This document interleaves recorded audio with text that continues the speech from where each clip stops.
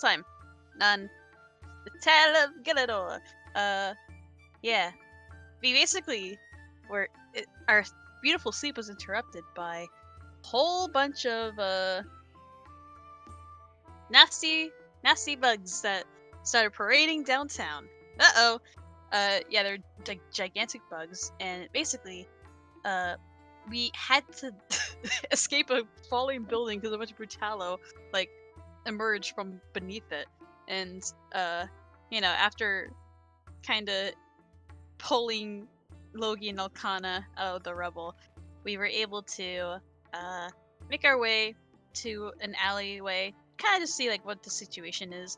We figured out essentially that, I mean, they're kind of hostile, but they're definitely like going towards something. It's almost like Logi pointed out, there's almost like there's a queen that they're like going towards something. Like there's some sort of source that's like controlling. But as we're kind of assessing the situation, we got attacked by a big Hulk, and essentially had to. We were kind of getting wrecked by it, so we decided, okay, it's best to have Logi adjust its memories as we hide in the room to, like, in the house to the right, and hey, that worked. We were able to essentially evade it, and yeah, eventually we decided to go towards this large like a skyscraper, right? But on the way we kind of like we found like a more safer place to settle down for the night. And while we settled down, Don was able to set his like he was able to wrap the like the string around the building, and that turned out to be an alarm spell. And towards the morning, like probably early morning, he was actually woken up by Hulk with a bunch of Brutalo on like a leash, and it looked like they're on the search for us, So we essentially were able to hide. There was a bit of a moment where Loki looked like he was about to get caught, but Don was able to real quickly just turn him invisible and like kind of just barely evade capture. And Are you looking at your own notes right now, or are you trying to make sense of my ridiculous rhyming thing?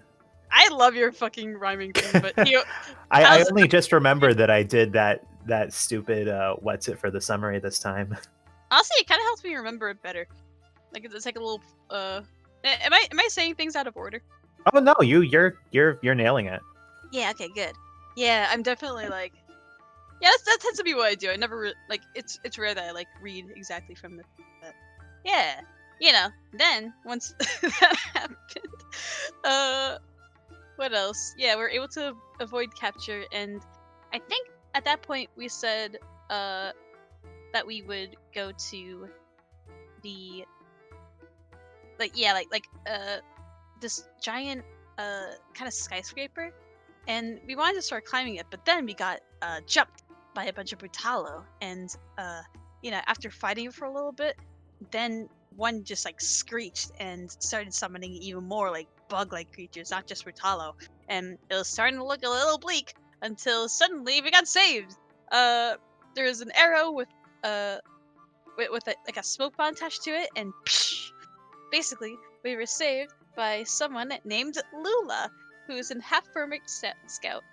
She was basically here because she was helping escort the wizard that we've been seeing, like the evidence of. She was like pieces of.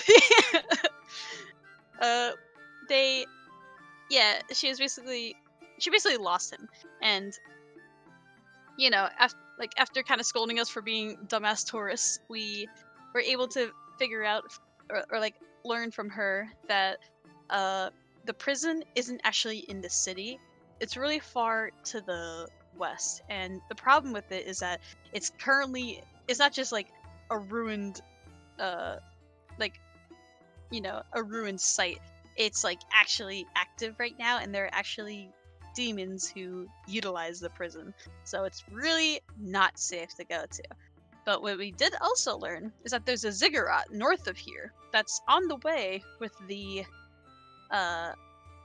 trail system. So the idea is right now that it's probably safer to go up there because we're going up there anyways and check out the ziggurat. But we also were talking with Lula, and since she gave us all of this information, she basically said, "Hey, what if you help me get this, save this wizard, and I'll escort you up to the ziggurat and help you all take a peek." And we said, "Oh, absolutely." So now I think our plan is to, uh, try to figure out how, okay, Natrix sent a bird over there to scout out the place, and we learned that they're basically being held in these cages, like in the middle of kind of a big, open, like square in the middle of this like castle-looking place. Is that what it is? I think so. Well, So, it's more like a bunch of ruins on this sort of raised tier of the city. right, She and called it the Anointed Terrace. the Anointed Terrace. Okay, yeah. I think the idea is there's only about 4 guards, and they're all kind of close together, right? So Well, it's right now between 2 and 4, apparently. between 2 and 4. So the idea is someone's got to cast a silence spell. I think it was spots, but yeah, we're gonna cast a silence spell. We're gonna kick their asses, get the wizard out of there, and yeah, and we'll make a break for it. Indeed, that is where we left off. You guys had stopped to take a bit of a short rest in another building here bordering the Anointed Terrace. But after that, uh, Lula Ephraim has taken all of you, rested up, and now newly attuned to the darkling bow that you're allowing her to borrow. She leads you stealthily around the sides of this kind of raised portion of the city, and you can even see that there is this place where there are these large, grandiose, almost Spanish step-looking things that lead up there. You can see the broken columns cutting a figure against the clouded sky. She ushers you into this sewer system that she seems to know well. She holds out a torch in front of her to guide the way. But as you all creep very carefully, very quietly through these sewers, every once in a while you catch these glimpses, these larger drains through which you can see fragments of the so-called Anointed Terrace. And you can see that,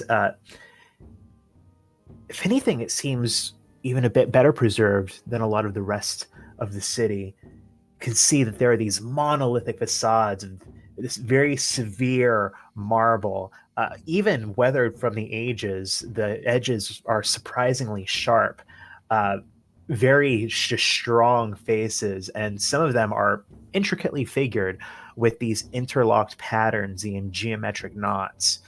It slightly recalls Logi's new armor.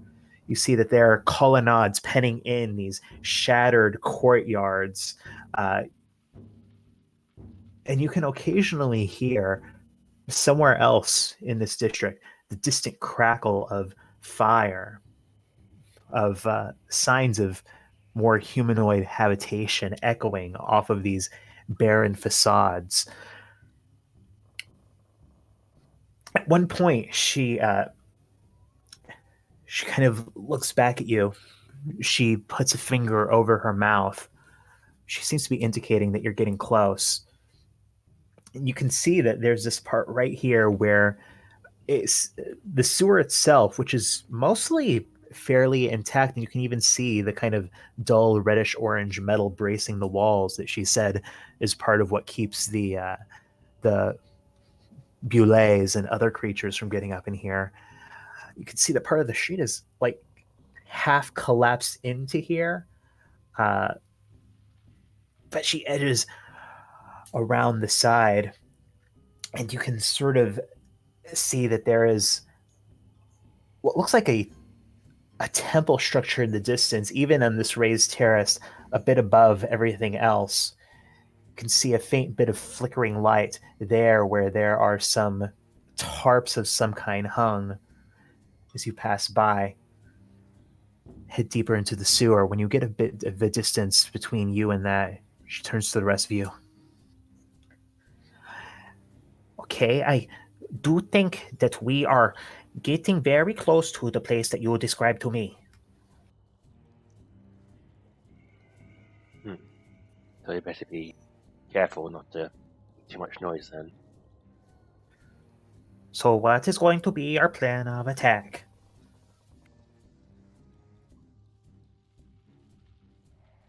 Well, so we can't see the place right now, right? We're just kind of mostly under it, but we're getting real close to it. Yeah, she seems to indicate that, like, in pretty much another turn of this sewer, you'll be right up to where there's a large grate big enough to climb out of, where you'll be able to catch sight of it, if she's correct in her assessment. All right. Uh, hey, Fox, you're able to cast that silence spell, right? I am, but I'm only able to cast it once, so All right. perhaps I can cast it at a bit of a distance. Perhaps it is better if I hang back so they don't target me and perhaps risk that I lose the spell from the surprise. That's what I'm Hmm. thinking. Well, Okay. somebody to keep a lookout and hold position in case things go sideways and we need to have a quick retreat. Yes, but mainly just to maintain the spell at a distance, not get into. I'm not sure that I know exactly what sort of a fracas this will be. I've never been good with stealth either. Well, if You some of us go into the silent as well, we'll be very stealthy, and we might have to in order to keep them in there. I think Arcanum and Nia perhaps maybe want to go in. Well, if there's only two guards, uh, well, it's between two and four. I both said, I think. yeah. Why Uh, don't I scout ahead real fast? Just see where exactly they're positioned. I'll let you know, and then we'll discuss on who's gonna go to which guard, who's gonna take who down. You know?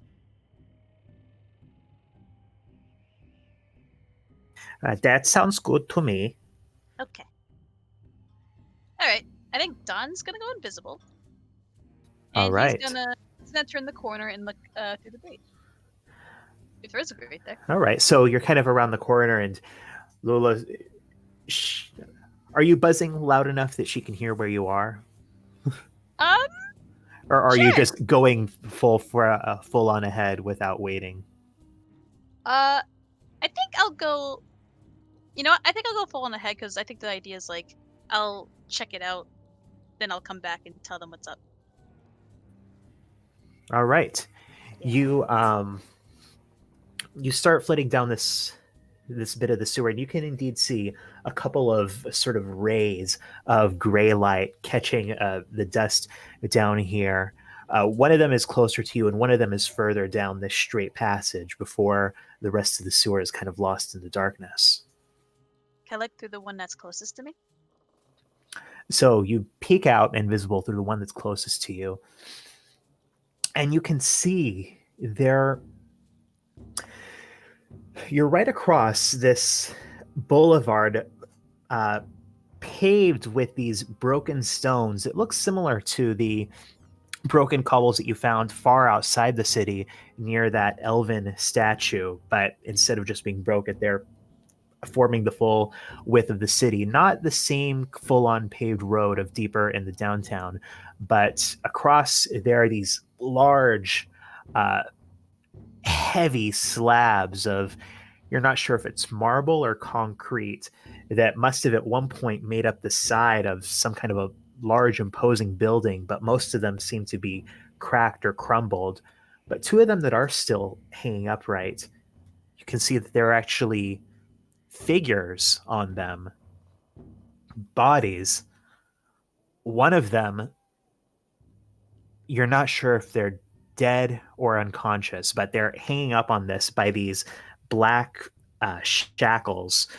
Looks like another Hapfernic. This one red skinned, just has the mouth hanging open, male, very thin. And the other one hung up with these flat black shackles uh, is a mind slayer. Not in robes, this woody skin just exposed, hanging down. But you can see there's a faint tinge, a faint bit of twitchiness in the tentacles, almost as if they're moving reflexively, but it's just hanging there, making no emotion of familiarity with what's going on around it. Who the hell are these guys? Damn, they took that on Mind Slate. Ugh. And I don't see any of the guards anywhere. Not here, no, but you can hear somewhere not terribly far away. There is the crackle of some sort of a fire or a brazier or something. Alright, Don's gonna take note of those two hanging up. Then he's gonna continue flying down the sewer and go to the next openings that he sees. All right, you continue flying down the sewer. It's about the equivalent of a city block to get to that next ray of gray light. So you're kind of flitting through the darkness. When you peek up through there, you can see that it seems to empty out into a much wider open area. And you can see that amidst just these broken cobblestones and bits of shattered pillars, there is what looks like a large metal bowl of some kind that has a fire burning in it, and about 3 of these Hapfernics, 2 men and 1 woman, in these very shabby cloaks standing around it, each of them with swords at their side. And you can see strung up behind them are these wooden braces, 3 of them. One of them is empty. One of them has a body that's clearly started to decay, clearly dead. And one of them has this figure, mostly nude except for a loincloth, strung up upside down. Looks like a human man with these 2 dark gouges down, actually 3 dark gouges, one down his back and one down each of his arms. And below him, there is this large glass bowl that you can see is about halfway full of this sticky looking dark blood. You can see one of the arms ends in a hand and the other one doesn't. Ah, that's our guy. Oh my god. Okay. Don winces a little bit at the gore. Not that he's like, squeamish, but damn. And yeah, he counts that there's 3 at the fire. Thank God. So that means that they're close together. This makes things a little easier. Yeah, they seem to be kind of warming up here, and it's fairly chilly out. All right. In that case, now that Don's seen this, I'm just gonna do one little check, just look closely, see if there's anyone around the area that's not just those 3. All right, so you're gonna fly out and just check the area. I'm just gonna do more of a look, like if I do fly out, it's not farther away than 5 feet from the grate. Okay, so you're staying a fair distance away and just flying up into the sky. Make a perception check. Boop. Nice. You fly up, and kind of the natural haze of the city does make it a little bit hard to make things out. You can put together that maybe about 2 city blocks away, and closer to that raised temple of some sort that you could see from the other grate. There seem to be multiple fires. You can't tell much more than that from this distance. You can't tell how many people are around there, but you put together that's probably where more of the civilization is, if you can call it that. All right. In that case, Don feels pretty confident to come back to the group and tell them, hey, I found him. You did? Oh, that's great. Yeah, doesn't look like he's in great shape, but I'm pretty sure he's alive. There's all right. So there's a fire here, right? Like, is the ground kind of like sandy? Like, can I draw on it to like kind of like little bit? You're in a sewer, but Okay, never mind. like, do you signal for that you want to draw something? Yeah.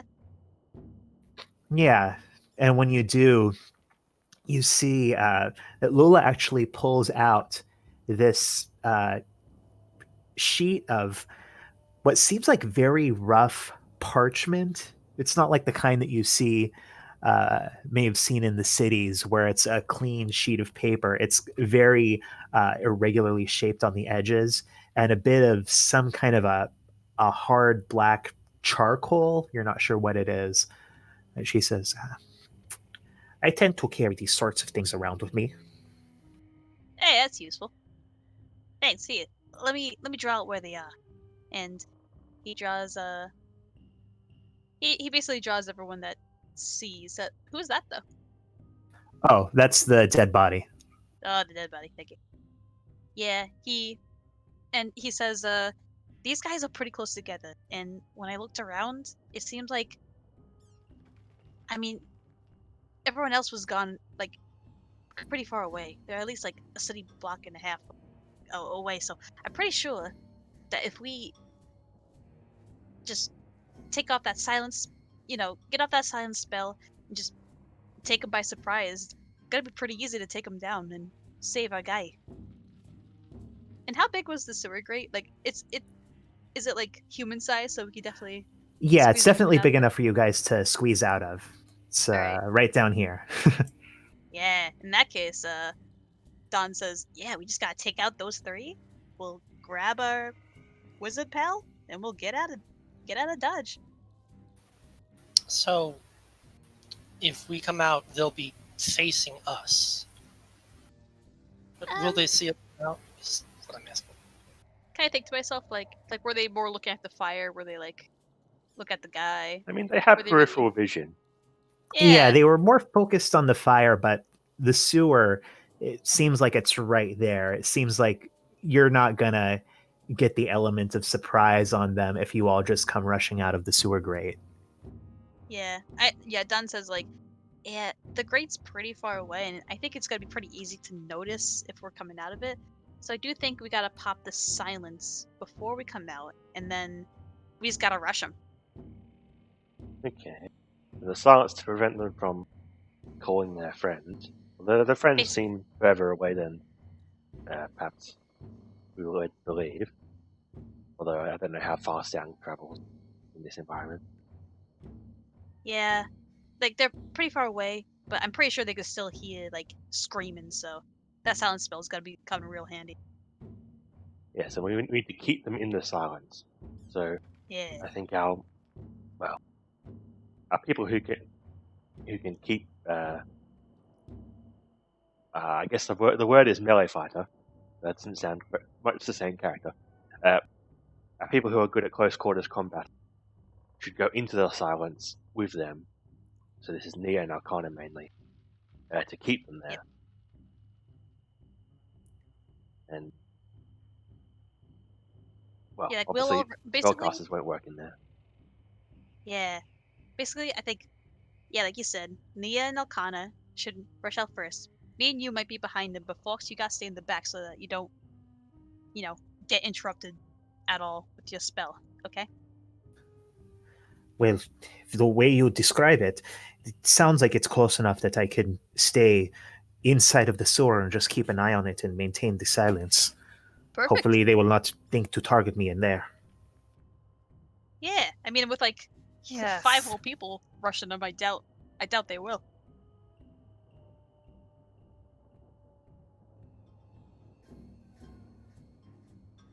Okay, so Nia and Alcana go in and, well, do what you're good at, especially Nia. Well, Nia, I know you like to do that thing where you run away a lot. Maybe not do that.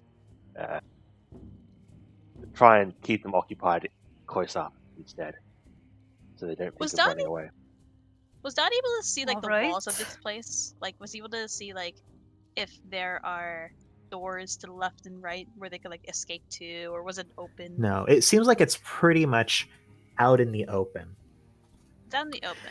Yeah, all you can see there are maybe a couple of half walls around here. Some of them seem to have a few more of these bas reliefs. You're not sure what. I can put those. Well, I'll just draw those in. If a couple of half walls are like right over Yeah, here perfect. and right over here, and maybe a larger one sort of over here. Yeah, Nia and Colin, you rush these two guys on the fire, and then I could cast a whole person on this guy over here. Perhaps it is better if I do not know how good you are at doing attacks from a distance, but if right at the moment you cast the silence, if myself with the bow and anyone else who can attack from a distance try to focus fire right on one of them and take them out before they can run away or get anyone else over here. Ah, good idea. How about Yes, the one? that's wise. How about the one further away from the fire then? If the silence is concentrated on the other two. And Fox pipes in, well, the silence, I create an area of silence. It is more like a circle, a sphere about 40 feet across. I'm not certain if that is big enough to get everyone. I think it is if you put it over the fire. We just gotta make sure that that one person, uh, right there, doesn't run away.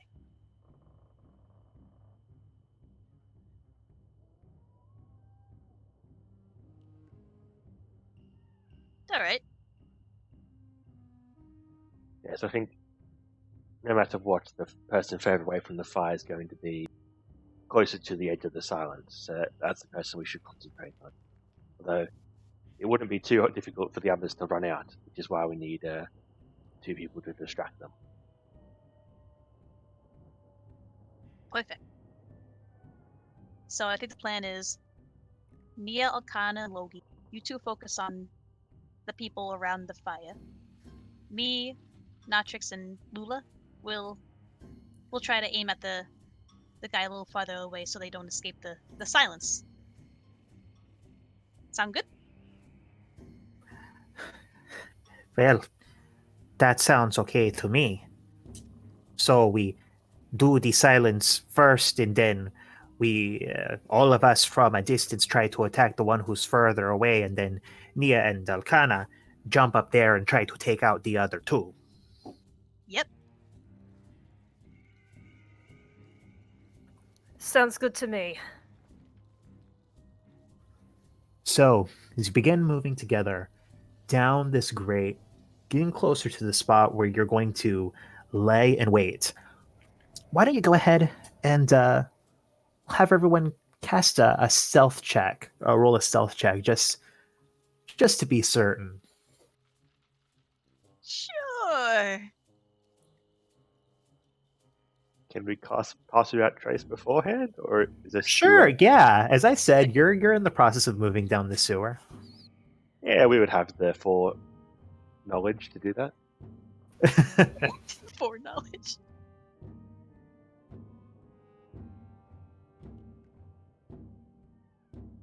Not that Nia needs it.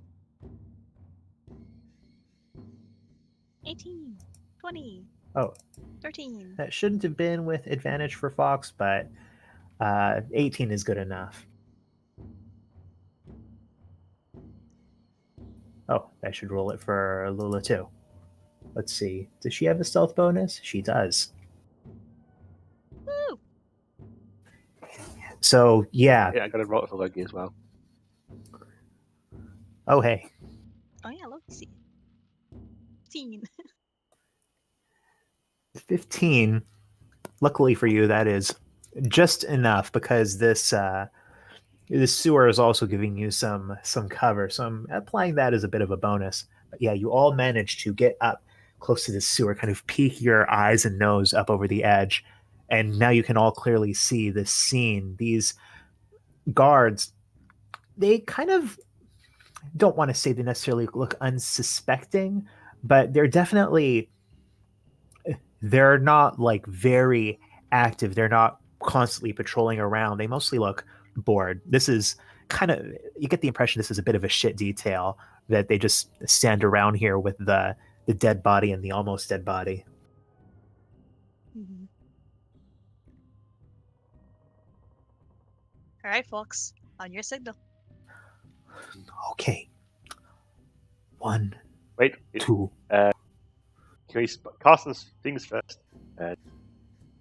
Well, I just want to say, can Loki put on his armor as an action just to... Oh yeah, I think he was already wearing his armor, but I assume he took it off to rest and then... Oh, okay. Yeah, sure. He walk puts in on it his properly. armor. Yeah. Yeah. I just wanted to make sure he was wearing that.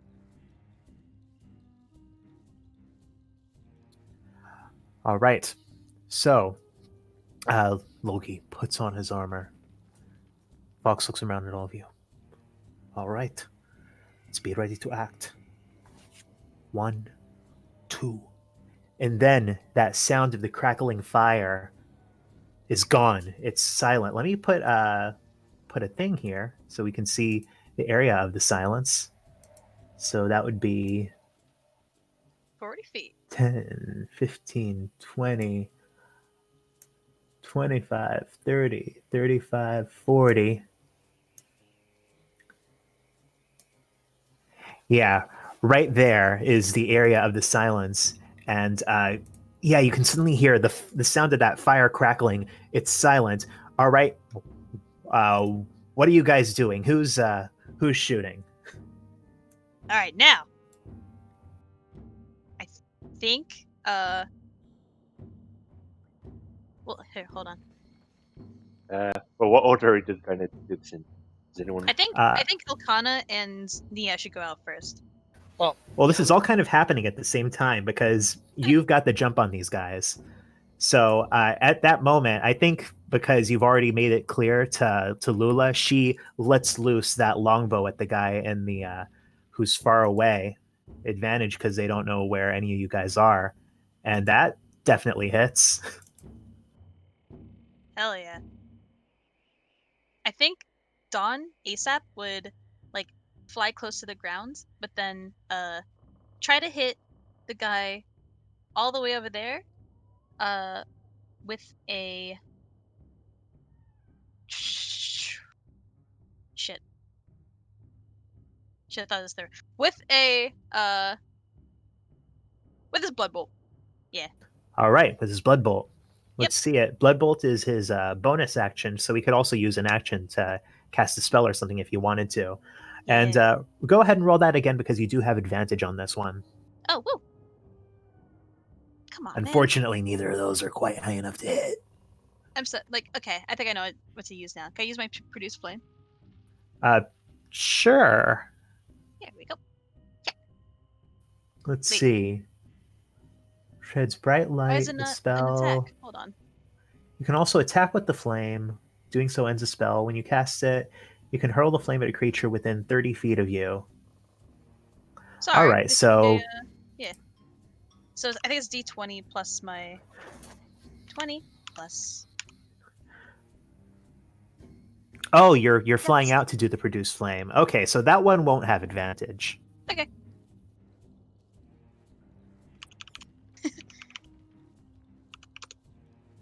Oh my god, man.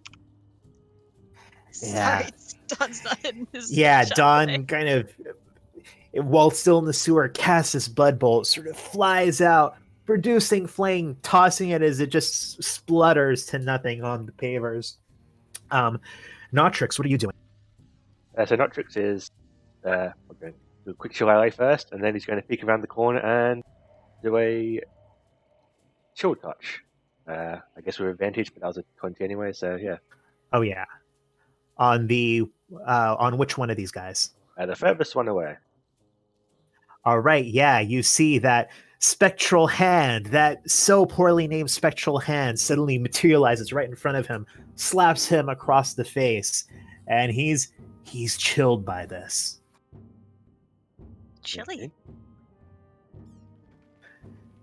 And what about Logie? Well, Loki's ranged weapon is a musket, and I don't think that's the best thing to fire when we're trying to be stealthy at the moment. So Go as fire it. I'll give you some time to think about it. Meanwhile, what are Nia and Delcana doing?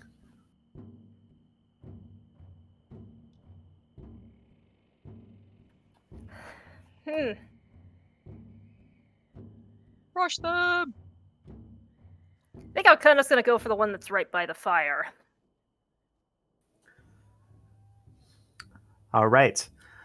Alcana, you pull yourself up out of the sewer, and you are kind of ready to go. So I'm not going to count getting out of the sewer as as costing you movement, but it will cost you movement to get up to him. And we have just enough to do Oh, that. great. It's like a glove.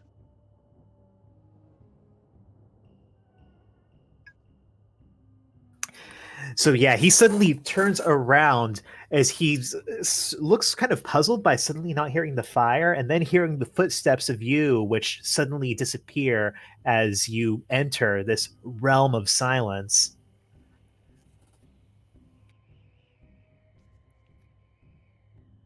Let's try getting this to actually be useful this time and not immediately lose it. All right. Yeah, that's your bonus action. I'll say you cast that before you run into the silent, because it does have a vocal component. Oh yeah, yeah. Mm-hmm. And yeah, one of those manages to hit. So 12 damage towards it. As you kind of speak this as you're running in, suddenly your voice leaves your lips as you enter this silent area and just swing your shining blade down towards him, cutting into him. He staggers back with this fire burning right next to him. Definitely takes that hit for 12 damage. But still manages to duck under your second swing. Meanwhile, what about Nia? So I'm assuming that even if she were to stealthily get into the silence, they probably already know that she's there. Yeah, this area is kind of wide open. You know, once you're out of the sewer, they know right where you are. All right.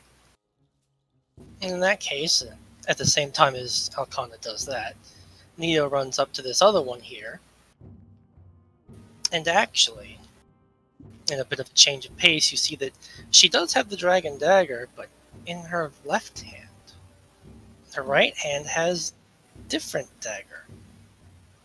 It looks kind of familiar. Oh yeah, it's the one that she took off that dude who stabbed some people. Ooh, the with the pentarchy symbols. Yeah. And yeah, she's gonna go at him with that one instead. Ooh, very nice. Those And both hit. I'm going to be adding a little extra to those hits. Extra 23. Yeah. Wow. Okay. Nia, why don't you tell me what it looks like the first time you use this dagger and completely obliterate this guy in one turn? Jesus Christ. So you see Nia come up and stab him once with the pentarchy dagger, and you don't hear anything because he's in silence. But the second time you see, just before she goes to thrust in again, all 5 of the symbols that were previously only visible through truth are now all lit up on the dagger. And then she just puts it right through his or her throat. Yeah, you put it through their throat. Let's say this is the woman, and you just see the blood trail down, this expression of shock on their face as they keel over. What about Logie? Okay. Logie's speed is 20, isn't it, with the armor, or is it? I think 20. Yes, that's right. Okay. And as again, I'll let you be right up there to have just come out of the sewer without counting that for your movement. Very nice. So Logie is going to run into the silent and bring out his musket, which is now silenced. And can I fire at that guy from here, or is Arcana in the way? I'll let you fire on him, sure. Yeah, I just used all my movement. Let's see, where's the musket? It just fires twice, I think, doesn't it? That's right. Fires twice and a bonus action to reload it. Okay, that's what I'll do. Oh yeah, those both hit. Yeah, for some reason his isn't set up to do the damage automatically, but yeah, just boom, boom, and you don't hear the boom, boom, but you see that burst of fire. I don't think that Logie has ever hit twice in the same turn with his musket. And he manages to do this now, and you see this guy staggering, blood trailing down his chest. He looks very rough. And with that, are you guys are Dawn, Logie, and Nia visible on the turn order for you guys, or no? No, I don't see him because I didn't roll like a dumbass. Yeah. Well, no, none of us. Yeah, well, this was a surprise round, so I'm going to go ahead and say that let's actually roll for these now to see, since we got your surprise round, we'll see who manages to get it. Okay. I rolled a natural 1. Are we doing it individually or in teams? I'm going to say individually for this one. Maybe I should have casted Hold Person on far one. I don't know. Of course, theirs is terrible. Oh.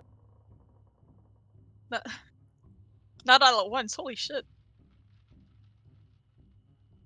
All right. Did everyone roll? I think so.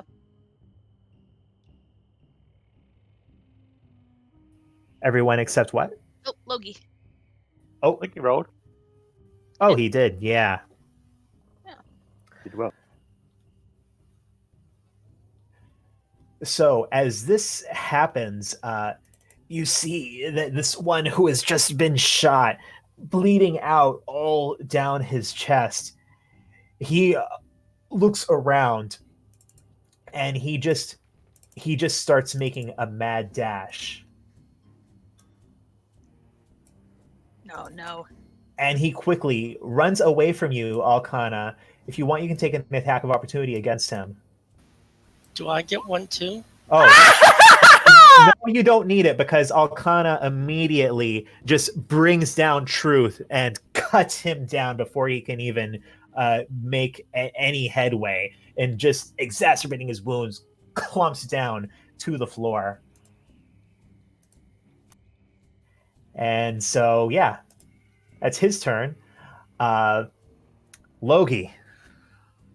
Okay. I don't see a reason not to repeat what I did last turn. Although Logie's luck with his musket is famously bad, I'm going to try again. Just gonna move over here and shoot the one remaining person. That hits. Those both hit. You are playing Logie so much more successfully than Acer ever has. All right. What does it look like as Logie, with these two expert marksman-like shots, takes out the last of these brigands? Well, Logie, after his last round, is just in complete shock that he's managing to do so well with this musket, and he's almost drunk with euphoria about how awesome this is going for him. And he marches forward proudly, raises his musket, and just with just a proud look in his eyes, brings up to his shoulder and just fires at this guy twice, and the guy hits him in the chest. The guy staggers backwards and just falls over backwards. Oh yeah, and he is gone. And you look around without making any sound. You've managed to take out all of the guards here. Lakota just looks at Neon's just like, holy mother of. Obviously telepathically, since that's the only way they can communicate right now. Yeah, you see Lula kind of pull herself up out of the sewer, just holding onto the dark bow, and she rushes up to this figure, almost nude, suspended upside down over this bowl of blood. She gestures you over to help her. I think Don would come over and he would cast a level 3 Cure Wounds. Does Cure Wounds have a vocal component? Does it? Well, probably, Yeah, but you can stand just Lay on outside. his hands doesn't. Though it's not smart enough. Does it say? Oh wait, hold on. That's not the card that I want.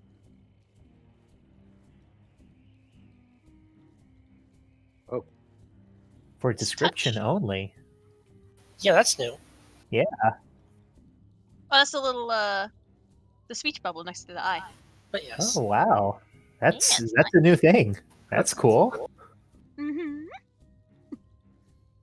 Ooh, I don't think it's let me vocal. see, it is, It has a V.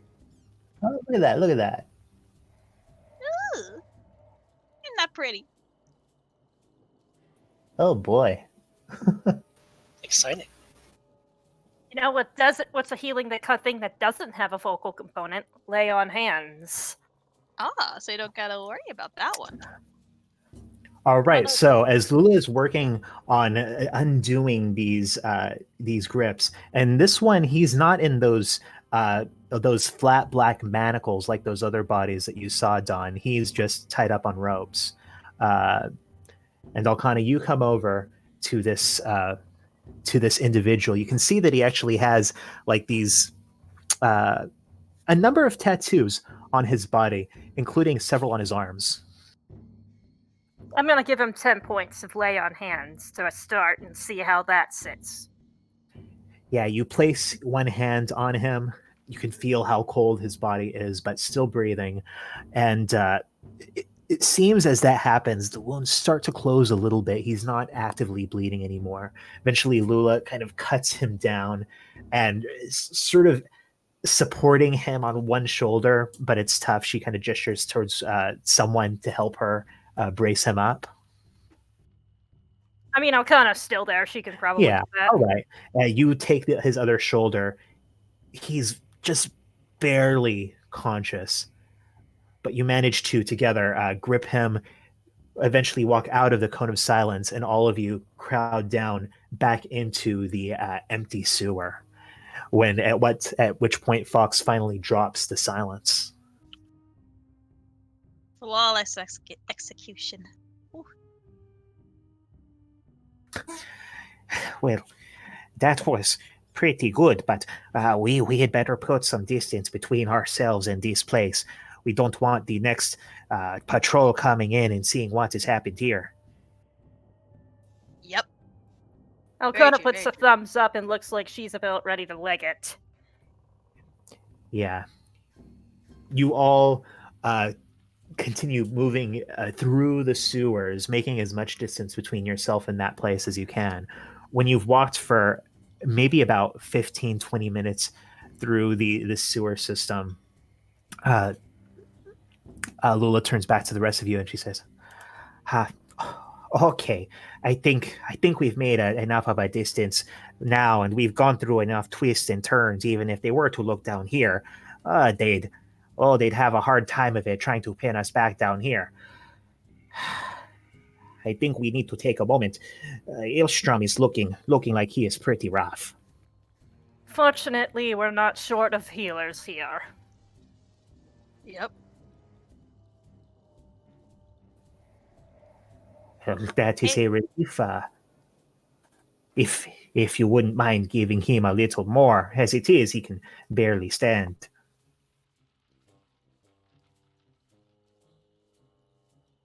Don will do. One more cure wounds. As well, Alcana. I'll throw in a healing word. Oh wow, very nice. Very nice.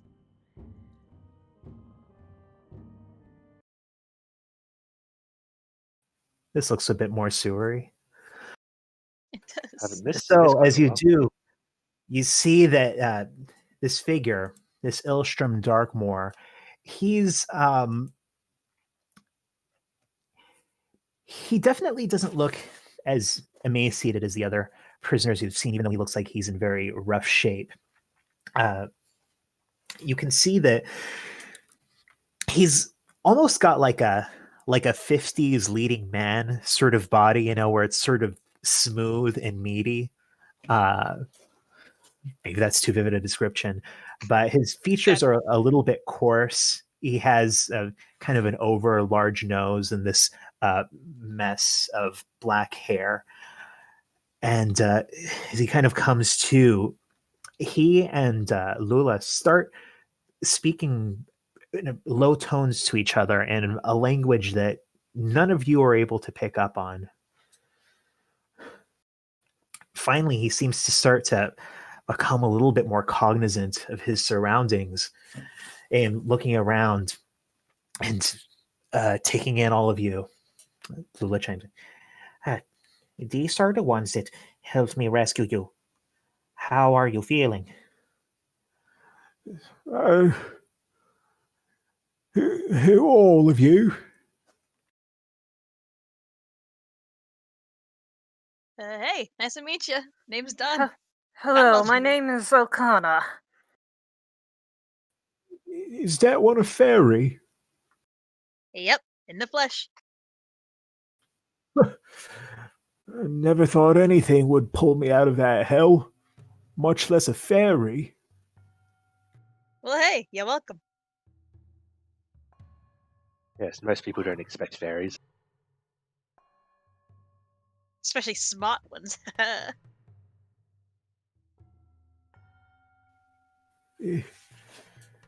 Are you? Did the tower send you? No, it's more like Lula found us and we had mutual interests. Oh. I suppose they wouldn't have, would they?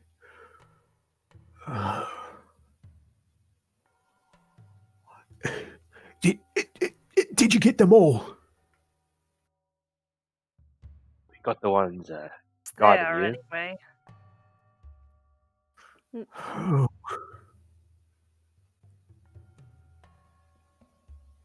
Who else is them all? All of them. The first gators. Vox, their leaders, their...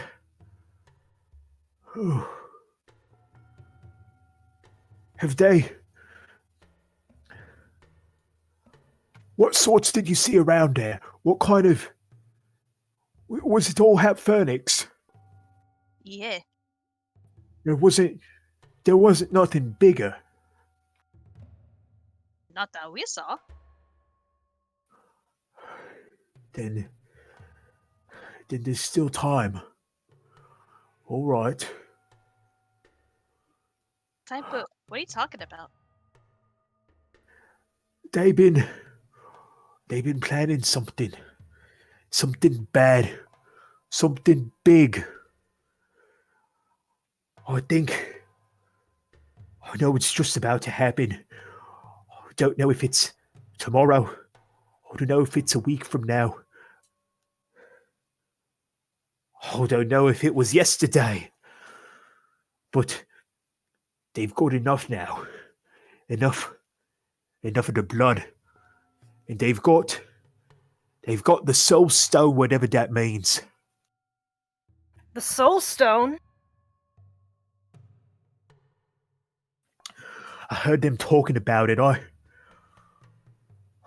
think that may have been the thing that I was looking for here. They say that it's linked to undeath. That the barrier here in Forentry between life and death, it's thin.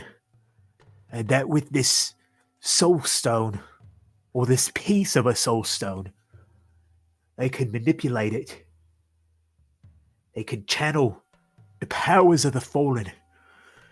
And I think they're going to summon something. Don't rightly understand what. But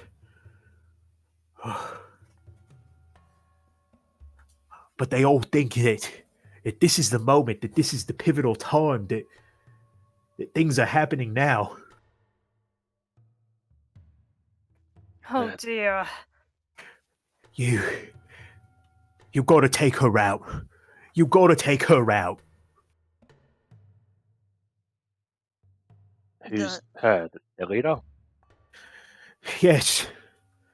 She calls herself Vox. Or at least that's what they call her. They're all sycophants to her. It's like a cult of personality. There are lots of them, but you take her out, I think the rest of them will go scattering.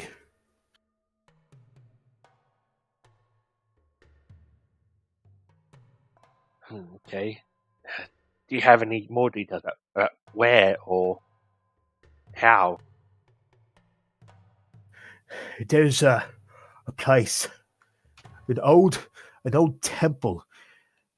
I think it's an old place involved in Duke worship, is what it's called. People used to worship demonic dukes. It's, I think, one of the highest places here in the terrace. That's where they make the center of their rituals. Taken me there a couple of times. Drained me directly. They've got a few prisoners there, but that's where Vox holds court. She doesn't sleep none.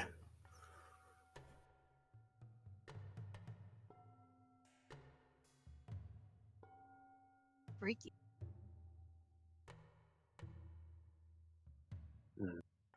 Okay. What's everyone thinking then? Well, I agree that none of this sounds good, but I don't think we exactly have much of a plan to handle that. That was just 3 gods. Who knows what tricks this fox has up her sleeve? Did you say that this is their time? As in, like, I don't know, whatever they gotta summon is like, once in 1,000 years sort of thing? You know, like in the books? They talk about prophecies, and they say that they found ones. They found some of the last agents. One's from the place of undeath. That this is a sign. They say it's one of their other prisoners.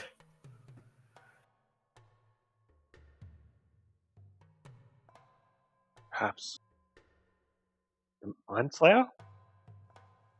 Oh. Hmm. I saw my slate. Like, while I was scouting out, I saw a Mind Slayer hanging from one of the freaky stakes.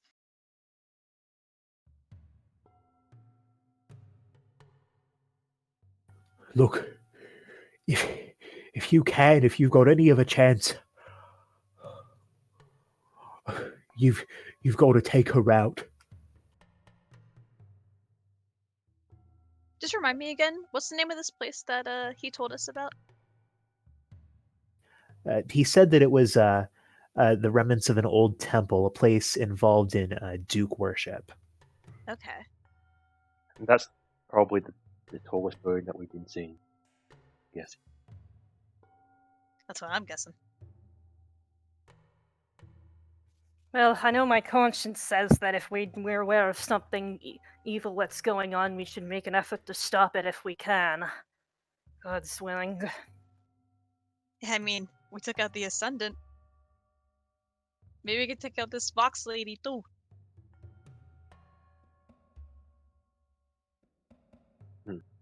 We should at least try to find out more. Yes. Did it? She's got powers, but if you hit her at dawn, when the other ones are in their mind voyage rituals at the glass fonts, you might hit her when she's alone at the temple. You've got to at least try. Hey, so if she's vulnerable there, I guess. Yeah, okay. Makes sense. Yes. Alone spellcaster sounds doesn't sound unassailable. So her Dawn, court you goes say? off to a ritual at dawn, you said? How long are they away for? Well, in the nights, they go down to the glass fonts. They've got someone who creates things for them, powders and unguents and dried fungi. It puts them into this other state, puts them into a torpor. Vox doesn't participate in any of that. She's still dangerous.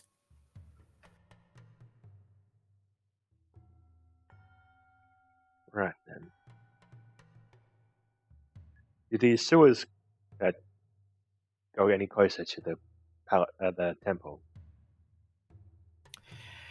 They do go closer to the temple, but we won't be able to get right up to it like we did here.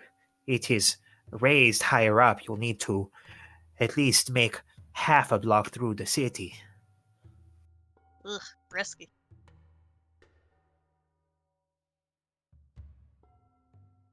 Have you been to that area? Do you think it's possible to sneak through there without getting caught? Have I been to that area? Yeah.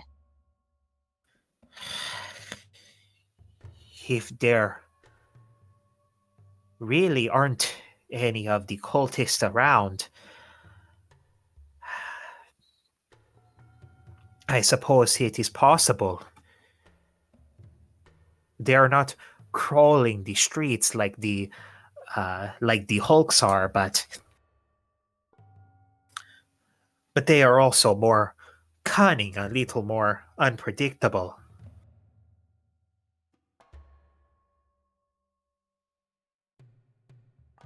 What time is it now? It's afternoon.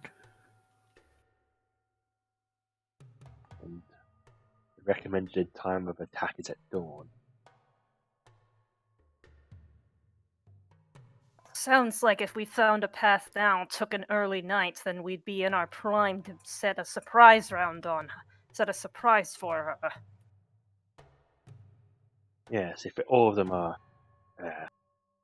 doing drugs, it seems like. Doing drugs. Oh, That's one way to put it. that's what it sounded like. Then we can just march up there. But I might want to be careful with traps. Yeah. Listen, I thank you for helping me, but Darkmoor is clearly going to need a little bit more care, and I am not certain that I am willing to go rushing headlong towards the head of this cult myself. Of course, you can. And you see Darkmoor pipe up. Please, you've got to.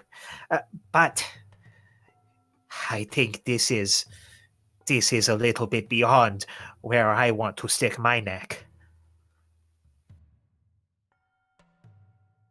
Well, hey, how long till you think things are gonna go south? Like, how long do you think we got to take her out? I don't know. It may already be too late, but if you didn't say anything else, I don't think it is. But I don't think there's much time.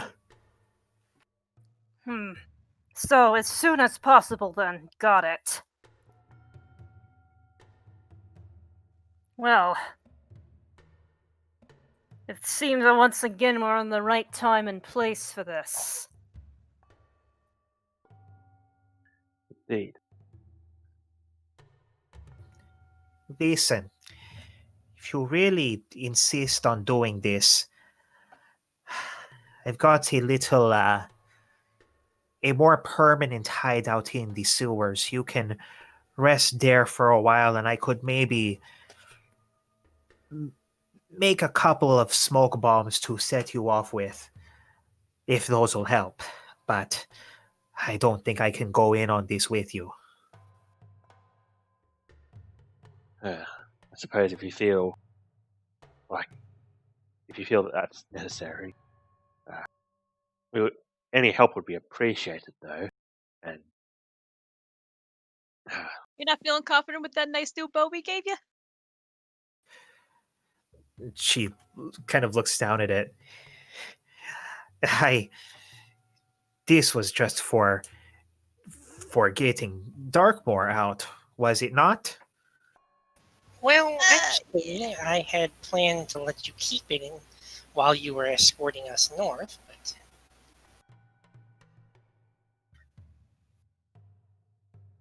Sure, remember? We gotta go to that ziggurat. Of course, but no point was destroying the head of a cult part of what I had on the docket for today. Please, you've got to. No one else is going to. what If exactly it's is it not- that they're summoning? Is it what is it going to Yeah, is be it like world dangerous destroying? or? Yeah. Demons, undead? Something nastier?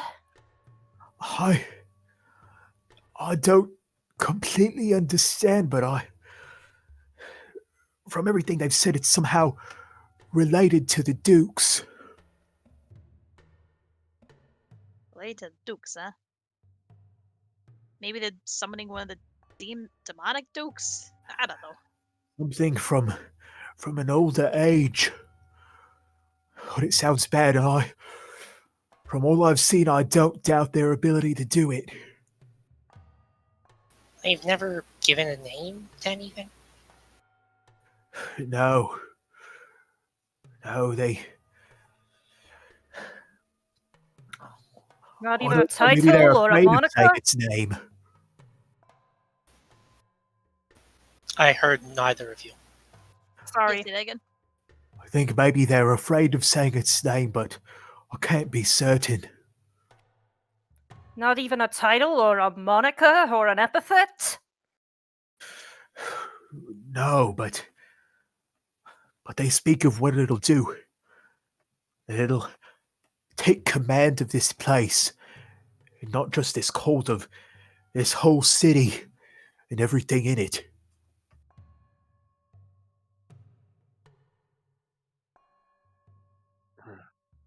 I am thinking of all the other people colonizing the wilderness at the moment. This wouldn't be good for them.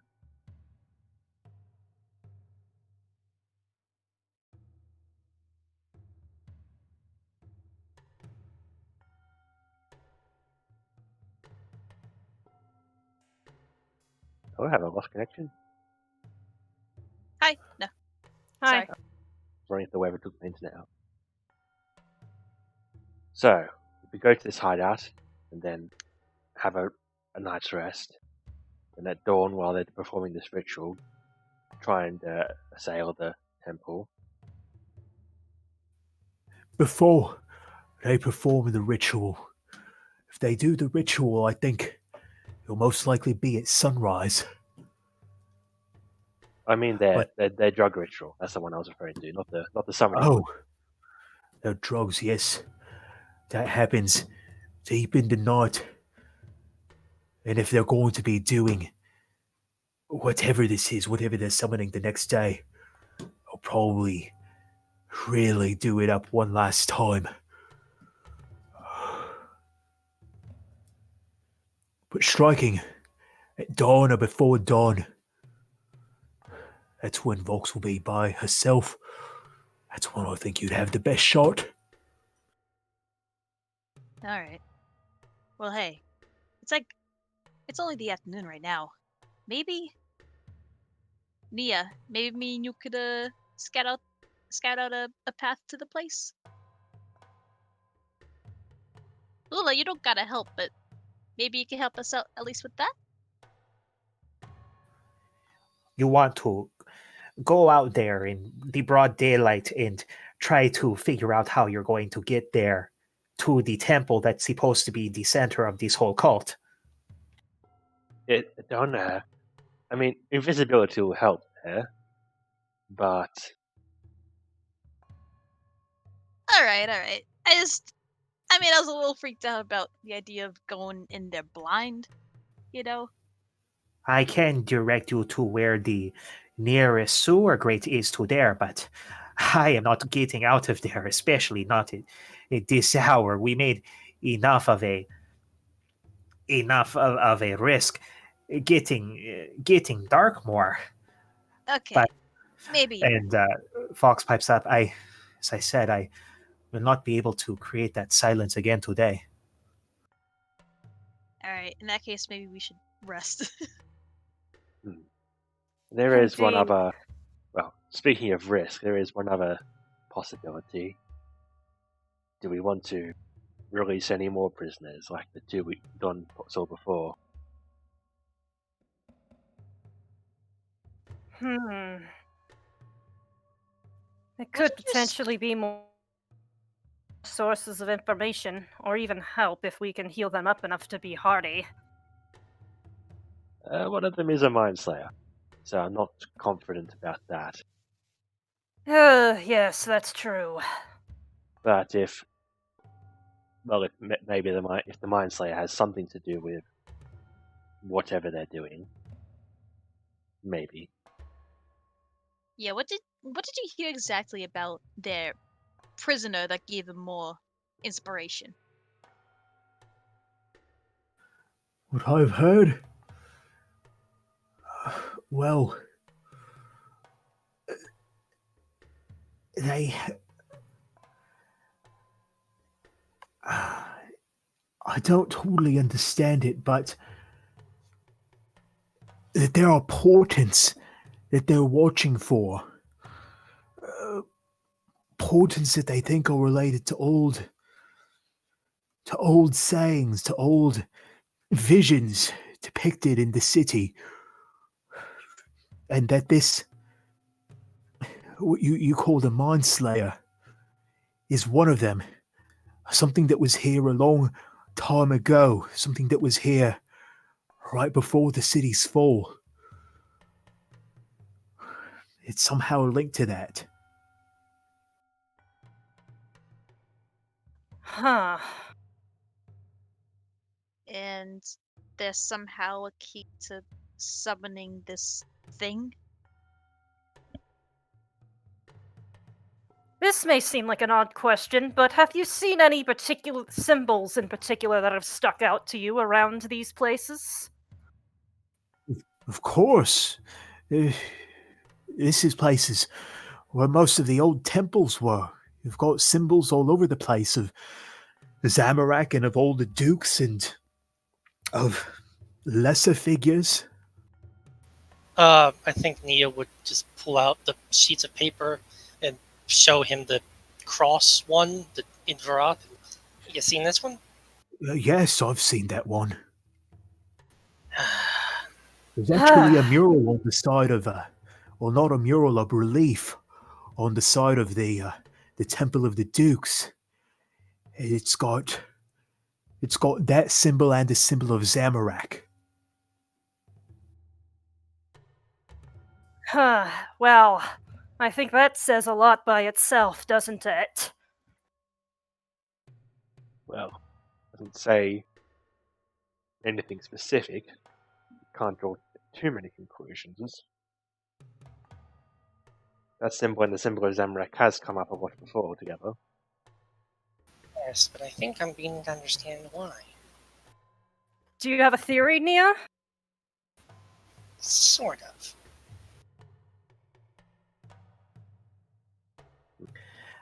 As you were getting along, Lula, she sort of has been leading you deeper into the sewers, and she kind of points out down one of these T intersections. And down there, where you'll see that array of light, that is the one that is closest to this temple.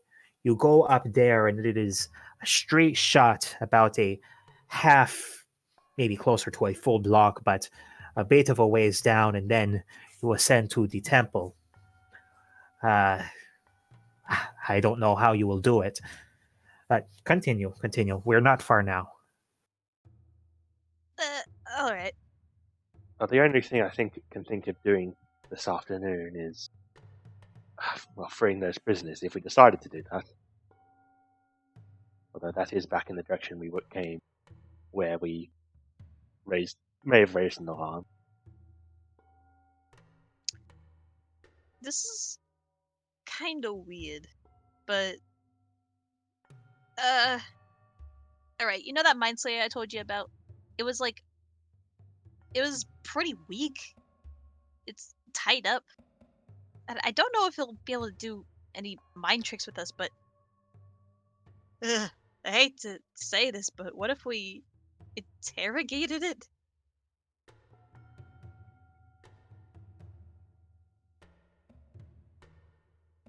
When I saw that Mind Slayer, was it like, it wasn't being guarded, right? They're just kind of hanging by themselves. Yeah, it seemed like these black shackles that were kind of bolted into these large concrete slabs, and both of these prisoners were essentially hanging from their wrists on these shackles. Where were they hanging from? Like on the sides of these, like a big concrete slab, like a Stonehenge sort of a thing almost, but concrete. And shackles towards the top of them, the wrists and the shackles hanging down, feet not touching the ground. Okay. And I mean, I didn't see any gauze around them. Maybe we could gather some more information from it, see if it knows why it's being captured. Would it cooperate with us, though? Well, if it stays any condition, if it doesn't cooperate, well, it might not be good for it. Let's say. True. Besides, if what the wizard here is saying is true, I think that the Mind Slayer was an inspiration for what they're doing. If I know more about, well, everything. Yes. That probably shouldn't be all of us going out to do it, though. That would rouse too much attention.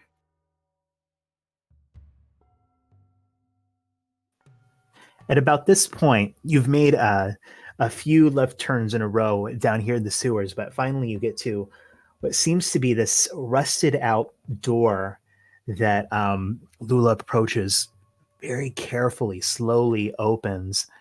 As she enters, she takes that torch that she's been holding and lights a few of these odd candles around the room. They're sort of very long and seem to go into these curls at the end. Probably if you could unravel these candles, they'd be about 8 feet long each. But slowly light comes into this larger chamber. You're not sure what it was originally, but it's quite open. And you see that it actually looks fairly well lived in, a little bit more than you'd expect. There are a few kind of dingy blankets or tarps around the sides. There's what looks to be a rough table that's made out of an old shield in the center.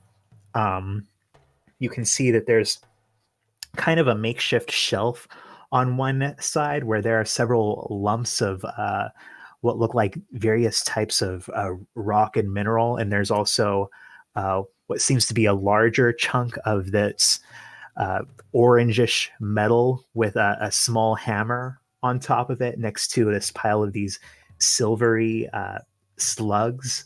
See that there are a couple of odd rocks hanging from ropes, almost tied up like salami in the middle of the room. There's a wooden rack that seems to be stretching some kind of skin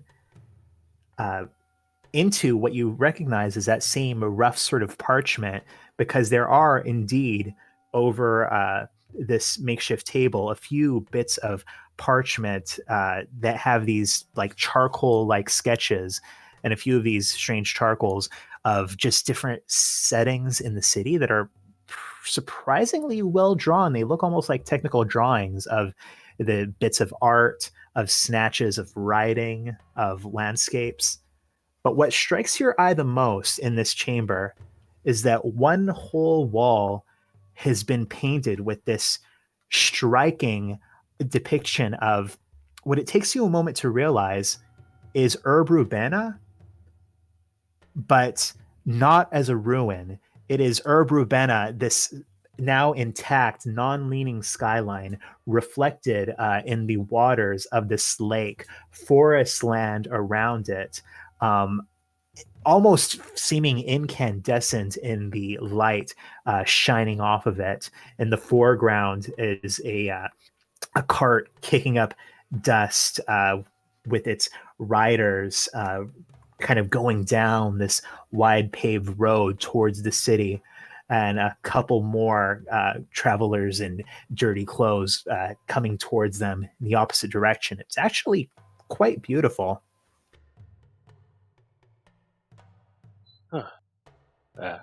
Wula, did you draw these? Yes, I have been in the city, coming and going, but for a little while now. How long is a little while? Maybe the past year. This is a very old place. There are a lot of things around here that, well, certain people out there would pay good money for. Things that people are looking for, and, well, you have to have sort of a hustle going on when you are out here. I appreciate the hustle. That's fair. She walks Have over you to the always shelf. worked at this alone? Sometimes I work with other people, but it's usually more of a mercenary agreement. She walks over to this shelf thing where you see various hunks of minerals and rocks and crystals, and she picks up this one thing that has this orangey glow to it. She says, "This one is my prize. This is a piece of untapped Catagon ore. This could, well, if I were somebody else, it could buy me a pretty fine house in Varak."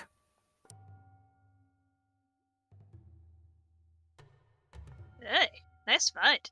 Yes, that is the thing. There is Catagon all over the city, but that's the thing about it. You can only forge it once. You melt it back down, it loses all of its integrity. Of course, if I were to walk into the Grand Exchange, I would probably get arrested, have this seized. By the time I found a fence who could actually sell it for me, I'd be lucky if I got 5% what it is worth. Ah, our old enemy, racism. She puts it back down and she says, Indeed. "Oh, be careful. Do not bump into those pieces hanging from the ceiling." Are they fragile? Yes, well, they're rubium. Oh, yes, that is a special kind of fragile. Ugh. Don't spill your coffee on them then. Got it. Is I keep them hanging up because sometimes you'll get tremors around here. You know, I think it's usually the hulks, and you don't want to risk these falling off of a shelf, bumping into things. Yeah. You said there were a bunch of papers with a bunch of stuff written on them? Yeah, it's mostly sketches of various things in the city. I'm still interested. Yeah, sketches of some places that you actually uh, witnessed in your trek down that main boulevard. Some of various buildings with these artistic facades that you didn't see. Um, yeah, some sketches of various statues found around the city. Uh, One that you see is another statue of a duke. One that appears to be uh, a number of dwarves holding staves. Uh, One that seems to depict what you put together is a werewolf wearing some kind of a costume. It looks like it's a like a portrait of an actor that you put together as like a secondhand depiction of another piece of art found somewhere in the city.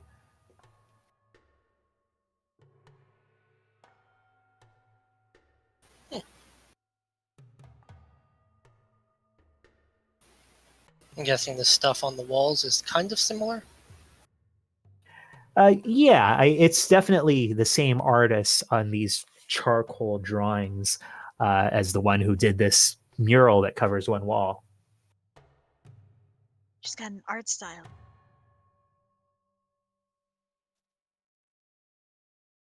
Indeed. What about the rubium stuff? Or is that just rubium?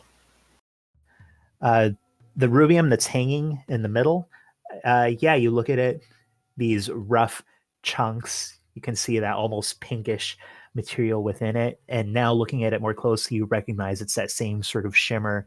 You recognize you identified back where all of those bursts in the water were. Yeah, this is rubium. She sees you checking it out. She says, yes, I use a little bit of that when I make my smoke bombs. A little Oh, bit of a Renaissance woman. Hmm. Maybe that's why I am so compelled by Herb Rubena. You know, sometimes I look around and I think I was born in the wrong era. No, out here, no one has use for these sorts of skills. I'm worth far more with a bow than I am with the brush, but to think if I had been born back then, I look at all the art around this city. I could have been commissioned. I could have been an architect, could have built some of these structures, but well, suppose that is just idle thinking. Yeah, I'm a bit of a painter myself, and it's almost a shame how much of it is probably lost forever. Oh, you have an appreciation of the arts. You could say that. That is very nice to know. I feel like people in your position are not often artists, don't often have time for the softer aspects of life.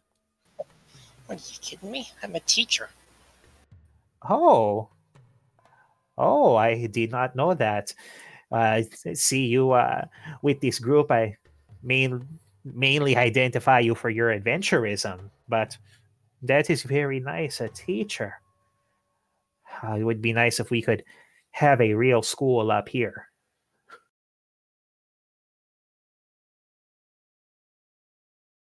Yeah, they would probably fall down eventually, and that's just not a good idea. Well, of course, make yourselves at home. I've got a little bit of jerky left, have a few blankets, some straw that I picked up. It's not the best, but well, it's better than just bundling all of these up. Anything else you need, you can tell me. I'm happy to have you as my guest. Well, thank you very much. It's better than we can ask for, certainly. She gives a nod, and you see she goes over to Ilstrom Darkmoor, and she kind of picks out this raggy old robe, wraps it around him since he's just been in a loincloth this whole time, and starts kind of examining him. She seems to have a very rudimentary first aid kit that she's uh, going over and just kind of cleaning up all of his now mostly sealed wounds.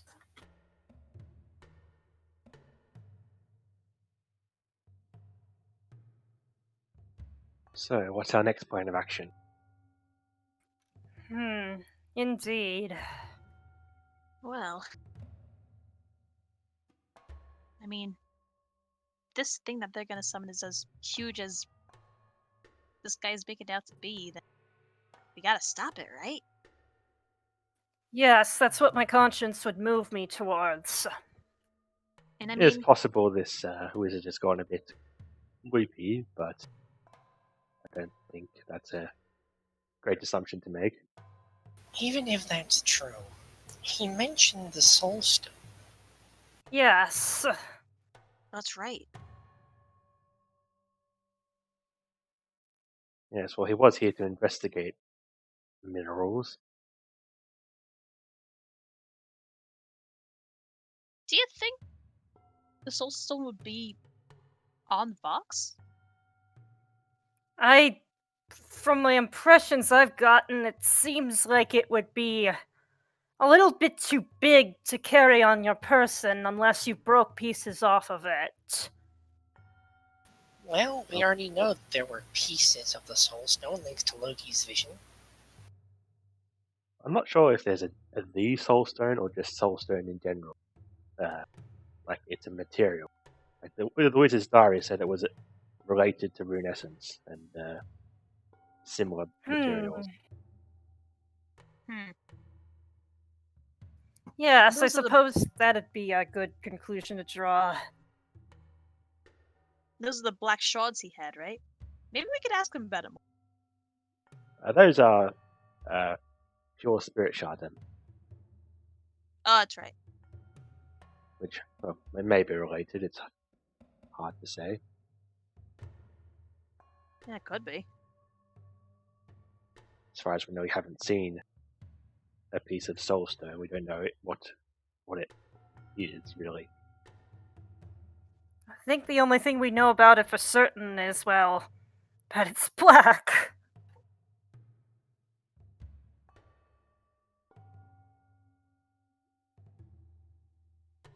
I don't know. I mean, black shards, black stone. It's a big stone. We got shards. I'm connecting some dots here. I don't know about But you. the shards are pure spirit shard from Cave of Mohegan, or at least some of them come from that.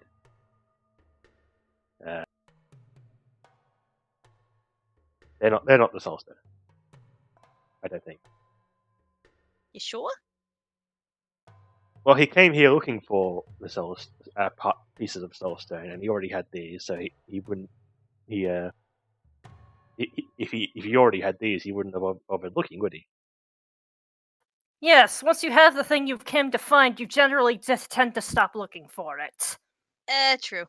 Yeah, I guess you're right. How do you know about the soul stone though? Are you asking that to Darkmoor? I didn't know.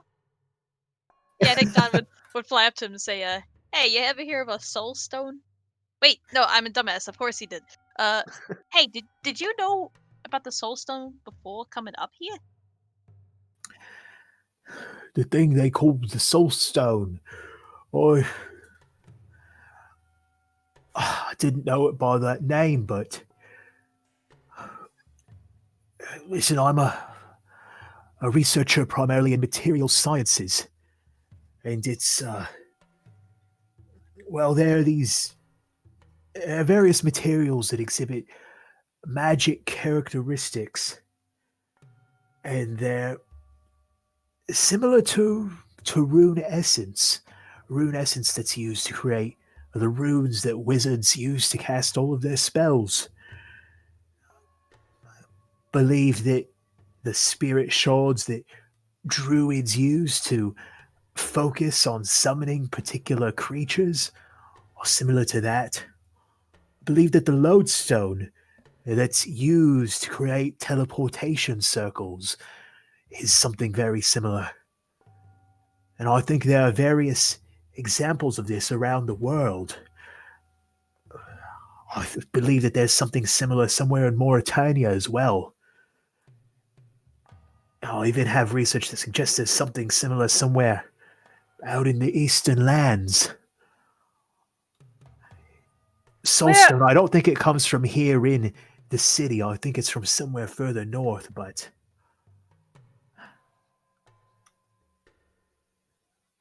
You definitely. Said you didn't know it by the name Soulstone? What name did you know it by? It doesn't have a formal name. It's more something that's come up apocryphally in older texts. The tower itself didn't have any in its mineral archives.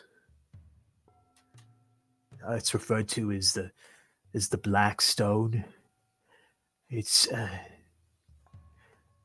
been referred to as a dark obelisk.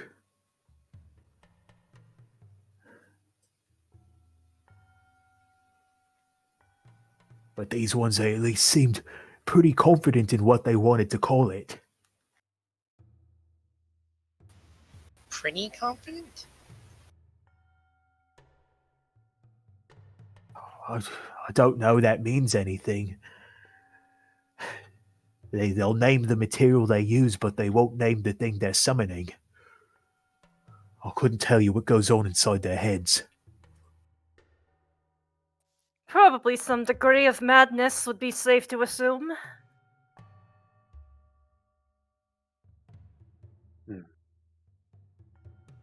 Or a warped sense of patriotism. They want to summon something to get all these invaders off their lands, perhaps. Or some people just want to see the world burn, maybe. Yeah. Any idea what their motives are? Kind of looking at Lula. Myself, my motive around here is mostly just to avoid them. I could speculate, though.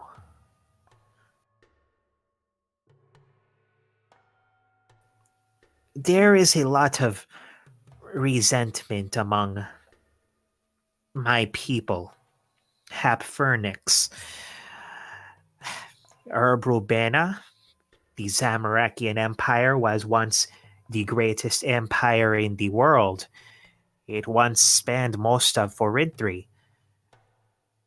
And a lot of people, they look towards the south and they look towards their place in life, and they think that what was rightfully theirs was stolen from them by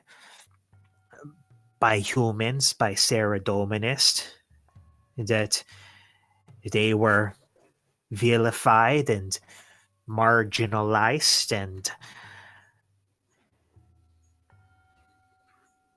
and every so often you'll hear these sorts of people who say that we should not just be surviving here in Forintry, people who say that we should be more active, that we should be seizing lands that could actually be used to grow things, that could actually be worth something, that we should be taking a more prosperous way of life. There are more militant versions of it, and there are versions of that make more sense.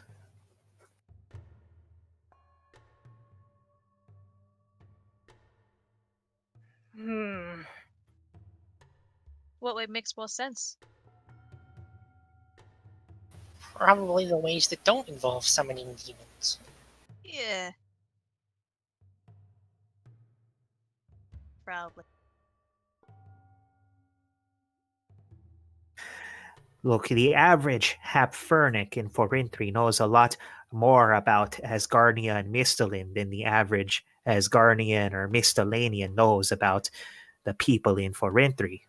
A lot of them don't even acknowledge that there are people in Forintry. Yes, your people have been handed a bad lot in life, for certain.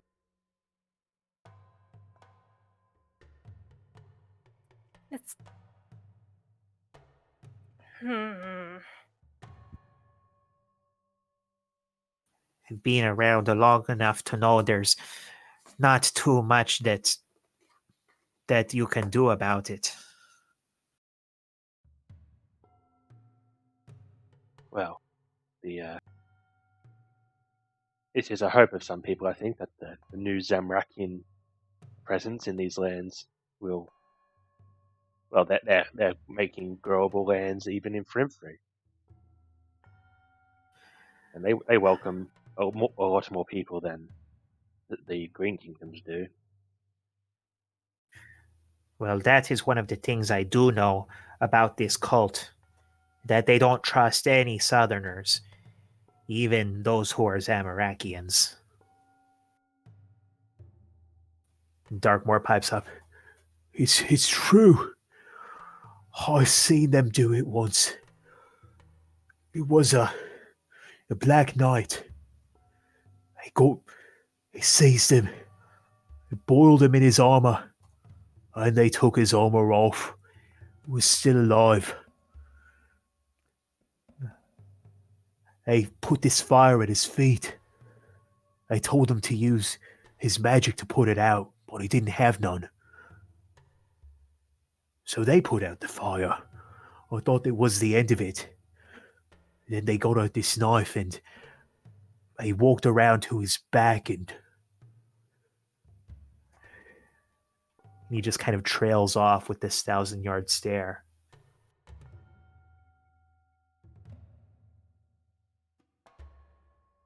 So they don't like Zabrakians. Got it. And it seems like they don't like anyone. Really? And I assume they don't like their fellow Happernics either, judging by the one we saw strung up earlier. oh, one of them strung up. I'm guessing it was probably an apostate. Or maybe a prophet. Why would they hang up a prophet? I think it's part of what they think will give them more insight or visions. They do a lot to induce prophetic states.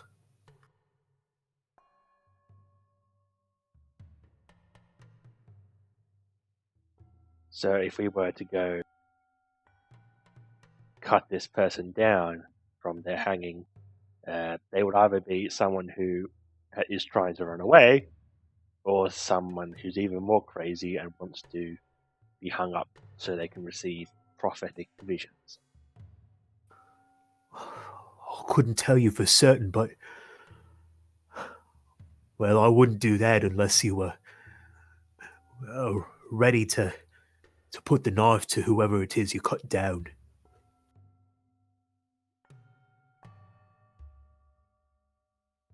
Well, looking at their state, that wouldn't be the hardest thing to do, Yeah. if necessary.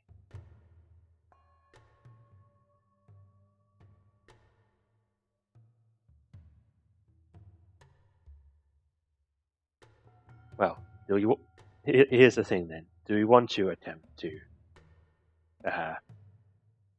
get down those two hanging people we saw before. Well, people.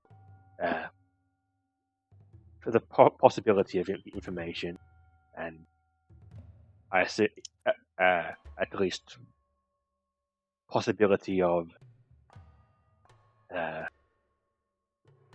them being antagonistic towards the cult.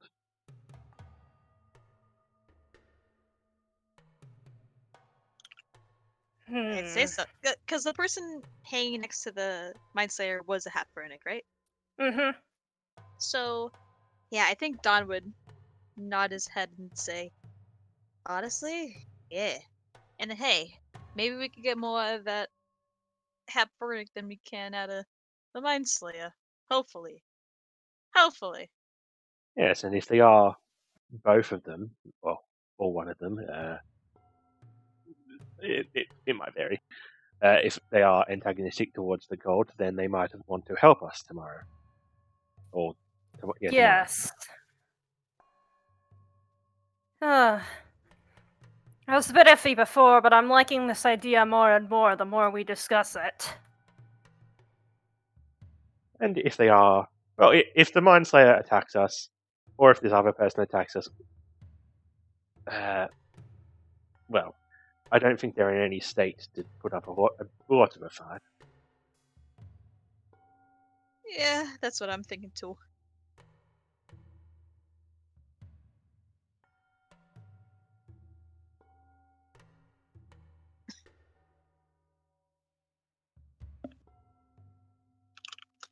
So, is that a plan we want to do?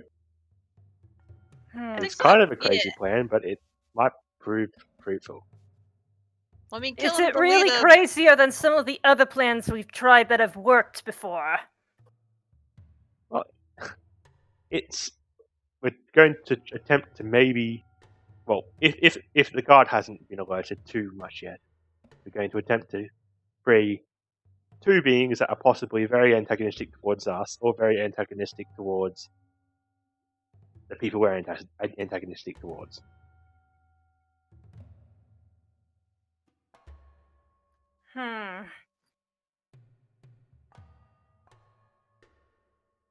And we won't know that their allegiance until we speak with them. True.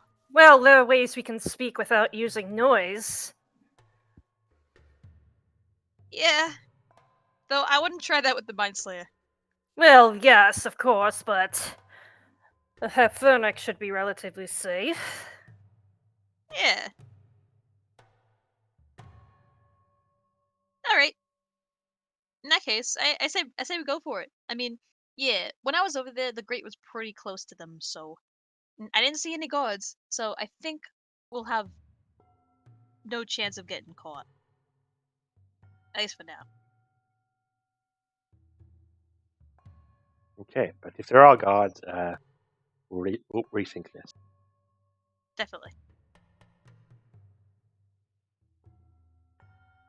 I'm kind of just waiting for an NPC to chime in and just say, "Oh, this is an absolutely terrible idea." Yeah. I mean, I think Lula's already made her intentions clear, and Yeah, she's... Fox was reluctant to head towards Ravenna anyways, but he's yoked himself to you. He's following your guys' lead. What a lad.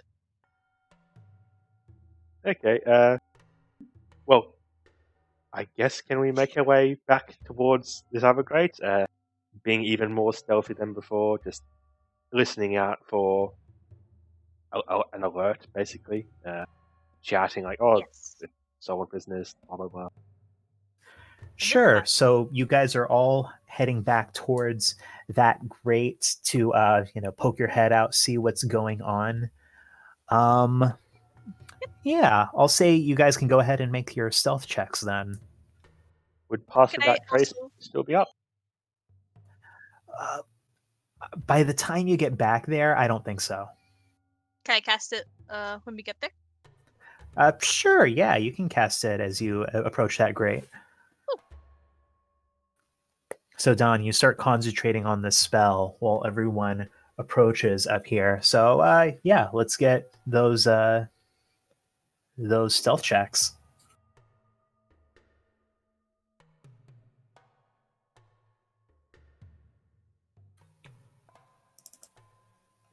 Wow. Loki really needed it. Oh man. Holy shit. And Loki would actually have disadvantage since he's wearing that armor. Well, it As can't be worse. Yes, it can. It could be 0 or -1.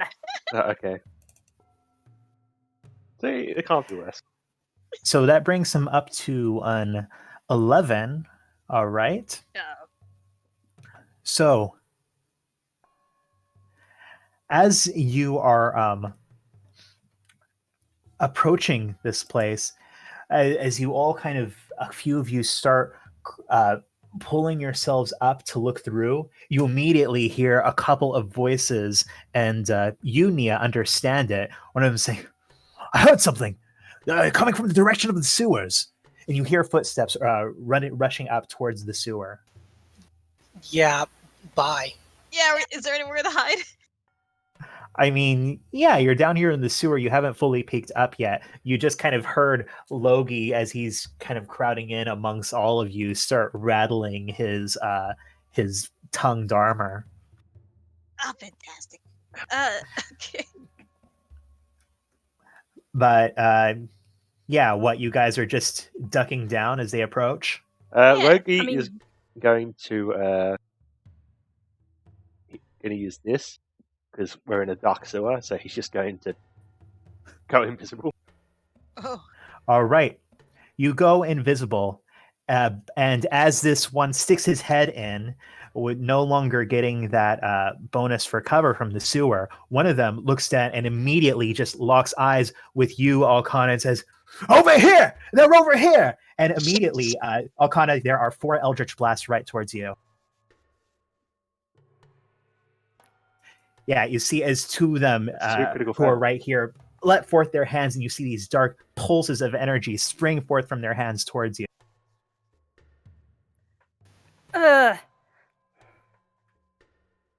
And you are 2 of those managed to hit you for 16 damage, and one of them you can hear a bell being rung. Okay, run back. And Dawn is gonna fog cloud. All right, you drop the pass without trace, create a fog cloud behind you, and you rush through the sewers. As you guys are all running through these sewers, and you can hear footsteps of them trying to come down. I'm going to say, let's just have whoever is leading the charge here, which is probably Notrix, right? Or is Sure. it Dawn? Yeah, probably not tricks. All right, Notrix, you go ahead and make a stealth check, and I'll make a survival check for these guys. Ooh, lovely. Let's see. They don't have a survival bonus. That is a crit. Oh, Oh, wow. All right, excellent. Yeah, you are kind of zigzag, try to just splashing through these puddles down here in this long forgotten sewer. Take one turn, one wild turn, another. You hear shouts somewhere behind you, but they seem to get lost in the fog. And after running for about 10 minutes, you realize you can no longer hear them. Okay, that was a bad idea. oh man. Okay. I'd say if we try that again, we all shouldn't go in a pack. Not trying it again, Dawn. Or not. They've got guards already up. It's only going to be harder. Screwed ourselves. Damn it. Well, at least we tried. Yeah, so probably shouldn't have taken people in heavy armor. Everyone looks at Logie. Logie shrugs.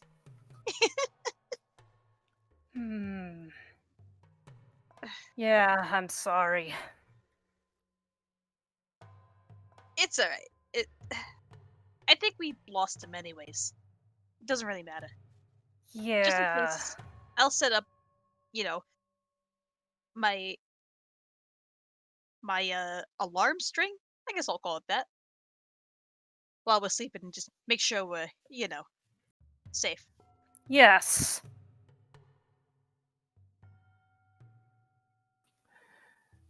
So you eventually make your way back towards Lula's hideout, which it takes you a little while to do because you really have to go around a lot of different curves to get to it.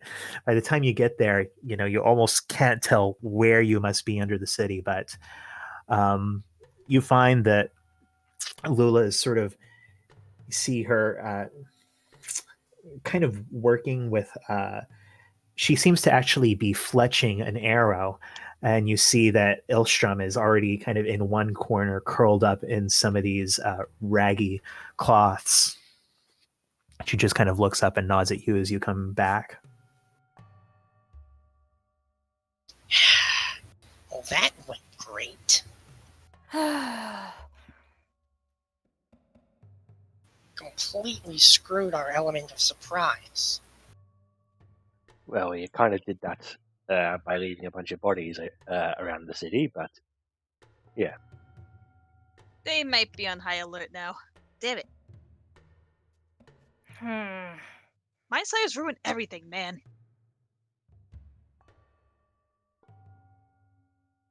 Indirectly in this case, apparently.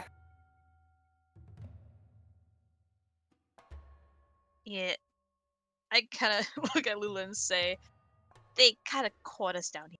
But we lost them. They caught you down here. Yeah. Well, You brought them into the sewers.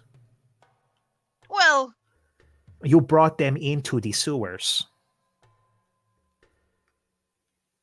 yes. But they're not around anywhere around this hiding area, so... yes, we lost them very, very, very well. I don't Very think far away. I don't think it's possible to lose them any more than we did. Yeah, really. I get what you're saying. You mean they weren't searching the sewers at all before now, huh? That is correct. Or accidentally drawn them into looking for you.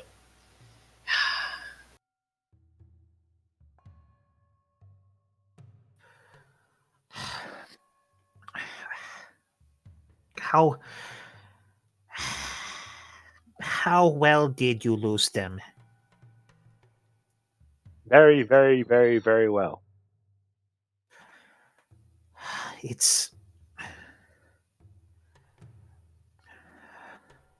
don't think I will be able to be ready to move all this tonight, but okay, first thing in tomorrow morning, I am going to have to take all of this down. Guess I will have to leave my mural behind. Very good. She just sort of turns away from all of you. Do you want us to help you? No, that is fine. You do what you are going to do, and I will work on packing all of this up. I think I'm gonna help her, guys. Damn it. Lula, we're sorry. Mm-hmm. That's good. I don't think I will need any help. I will be able to work on this. You just get your rest for whatever it is that you're going to do.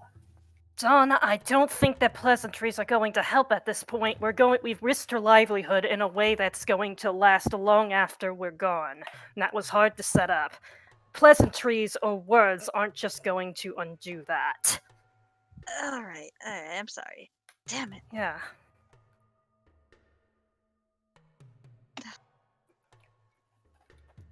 A group may be great, but we can't think that we are the be-all and end-all. We have to think about the impact our actions are having on the people around us.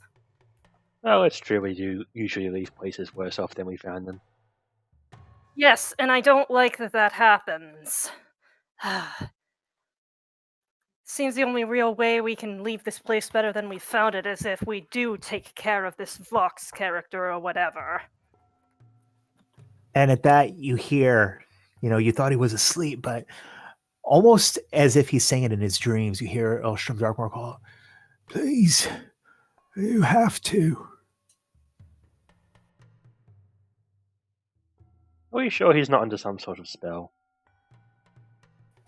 I mean, can you incite a sleeping man? Is he sleep talking? Because I'd like to try. Uh, yeah, sure. Roll an insight on a sleeping man. I think he's just sleep talking, guys. Relax. Okay. Yeah. You get the sense that maybe that was even your DM trying to underscore a plot hook in a very clumsy way. Yeah, I kind of figured. We're just too paranoid. Okay. Yeah, I think Don is gonna like fly a little bit of ways from the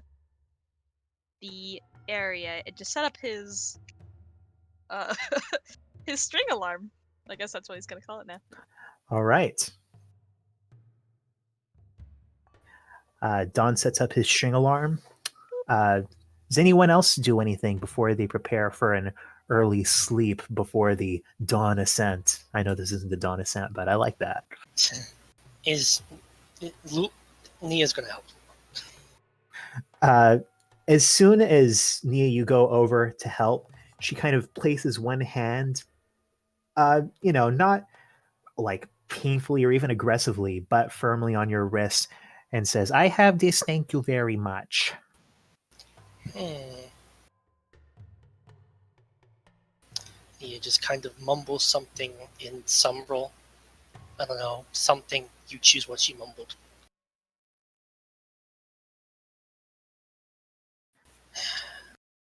Fine.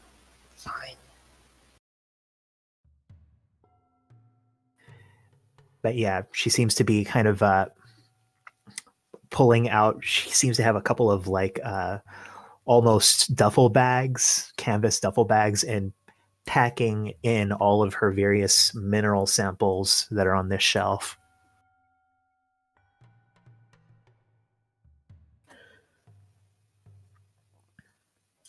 So, does anything else happen? Would there be time before for... you guys? Well, that thing was unsuccessful for Nia, but what if Alcata approached Nia for a little chat?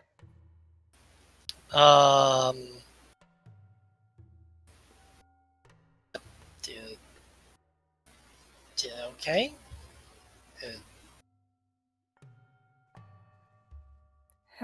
Hi. She doesn't really say anything, but she acknowledges that you exist. Sorry for dragging you into all of this. That's not what this is about.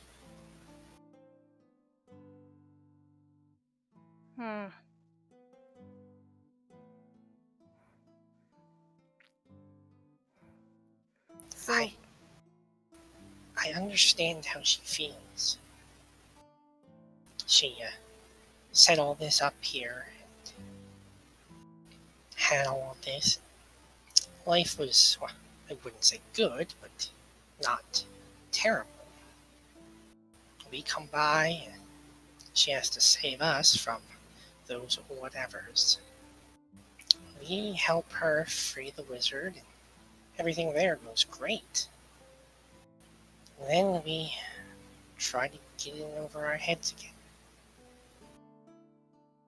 And now, we're not the ones paying the price for that. She is. yeah.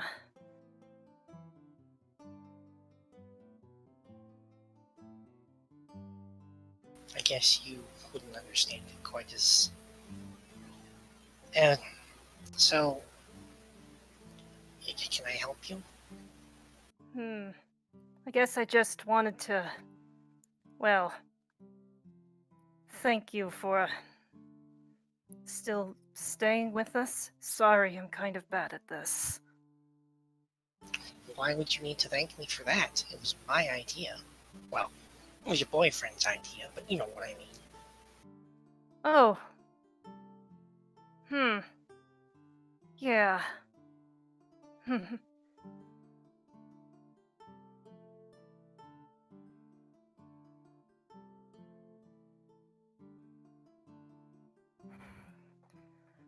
This...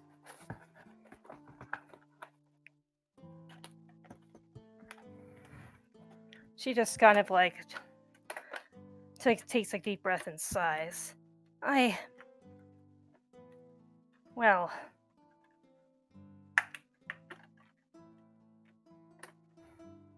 sorry, I lost what I was going to say. But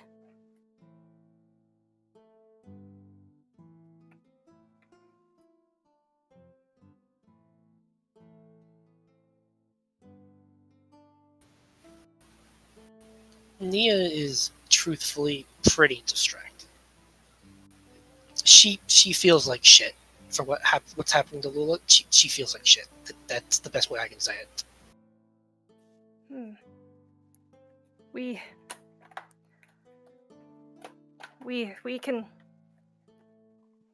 we can fix this. We can be better. Somehow. We've already done things that were thought unthinkable. Sure, we can do better. We can make sure we don't ruin anyone else's livelihood. But consolation is that to her. Yeah.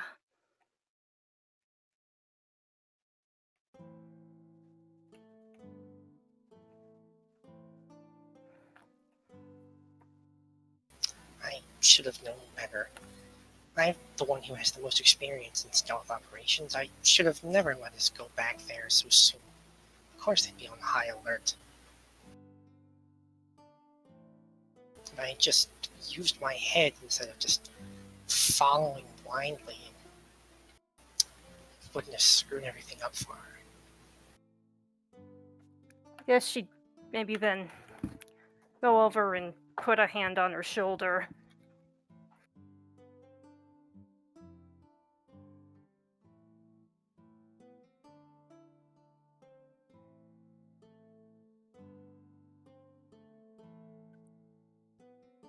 We have to help her.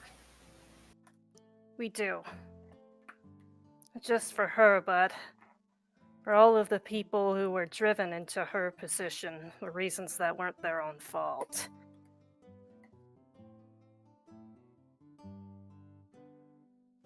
Say that again? You kind of cut out for me on the line.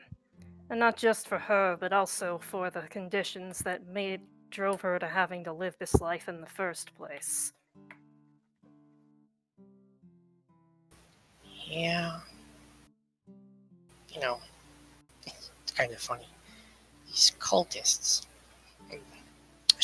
Lola told us about how the people here look to the south and wonder how it is that they've become so isolated, so looked upon like monsters.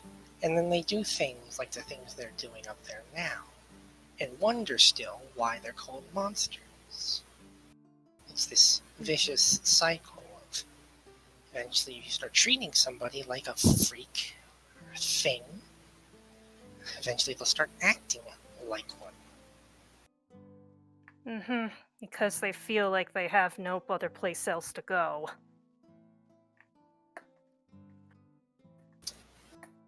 Because they have nowhere else to go. Because if they try to blend in with society, what do you think happens the moment somebody finds out who or what they really are? Yes.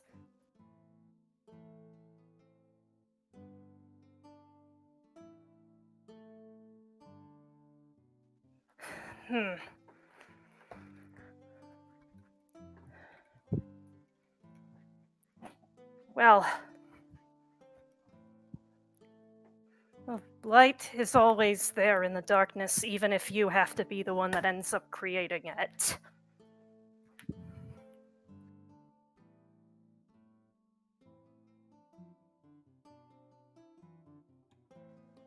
Good night. We'll We'll do something about this, even if we can't fix this setback. She just kind of nods.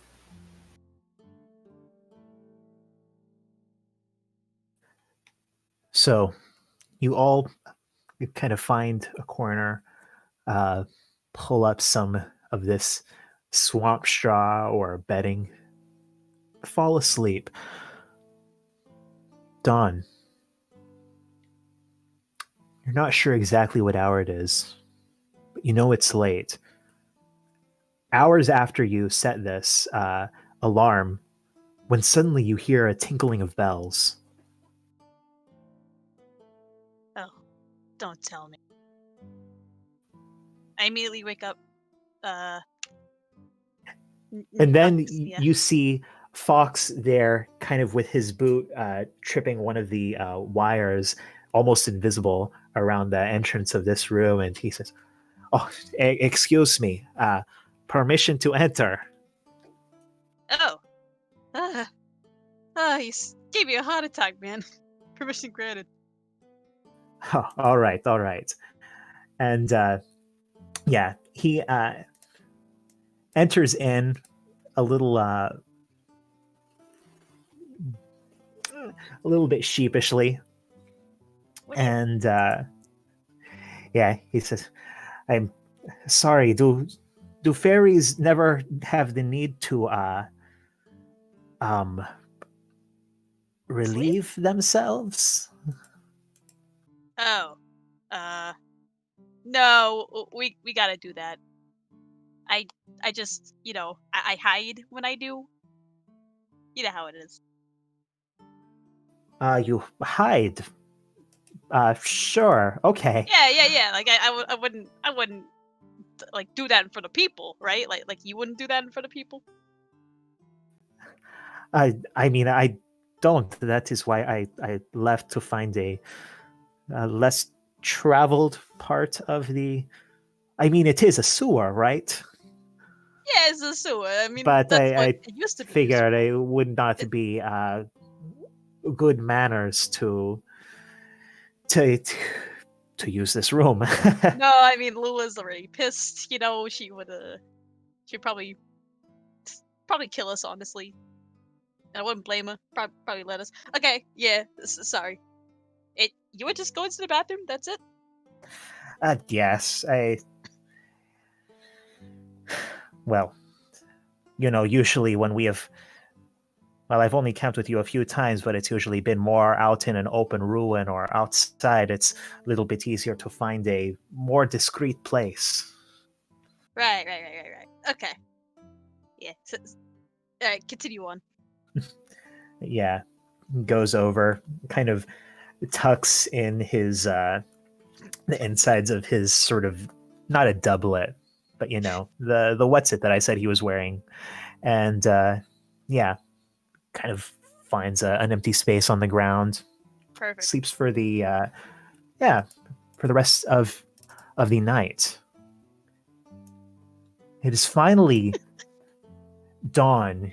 You kind of have this sense that the nighttime has continued, that you have a couple hours till sunrise. You all wake each other up. You see that Lula and Darkmoor are still sleeping, but you leave them, go carefully through the sewers till you peek yourselves up out, and you can see that silhouette against the almost bright grayness of the clouds at night.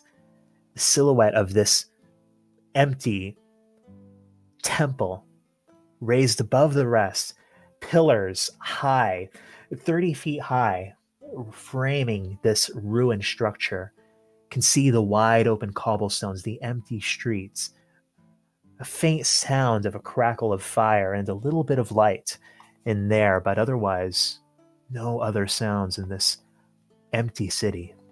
As you begin pulling yourselves up, prepared for the assault, go ahead and take a break. Sure.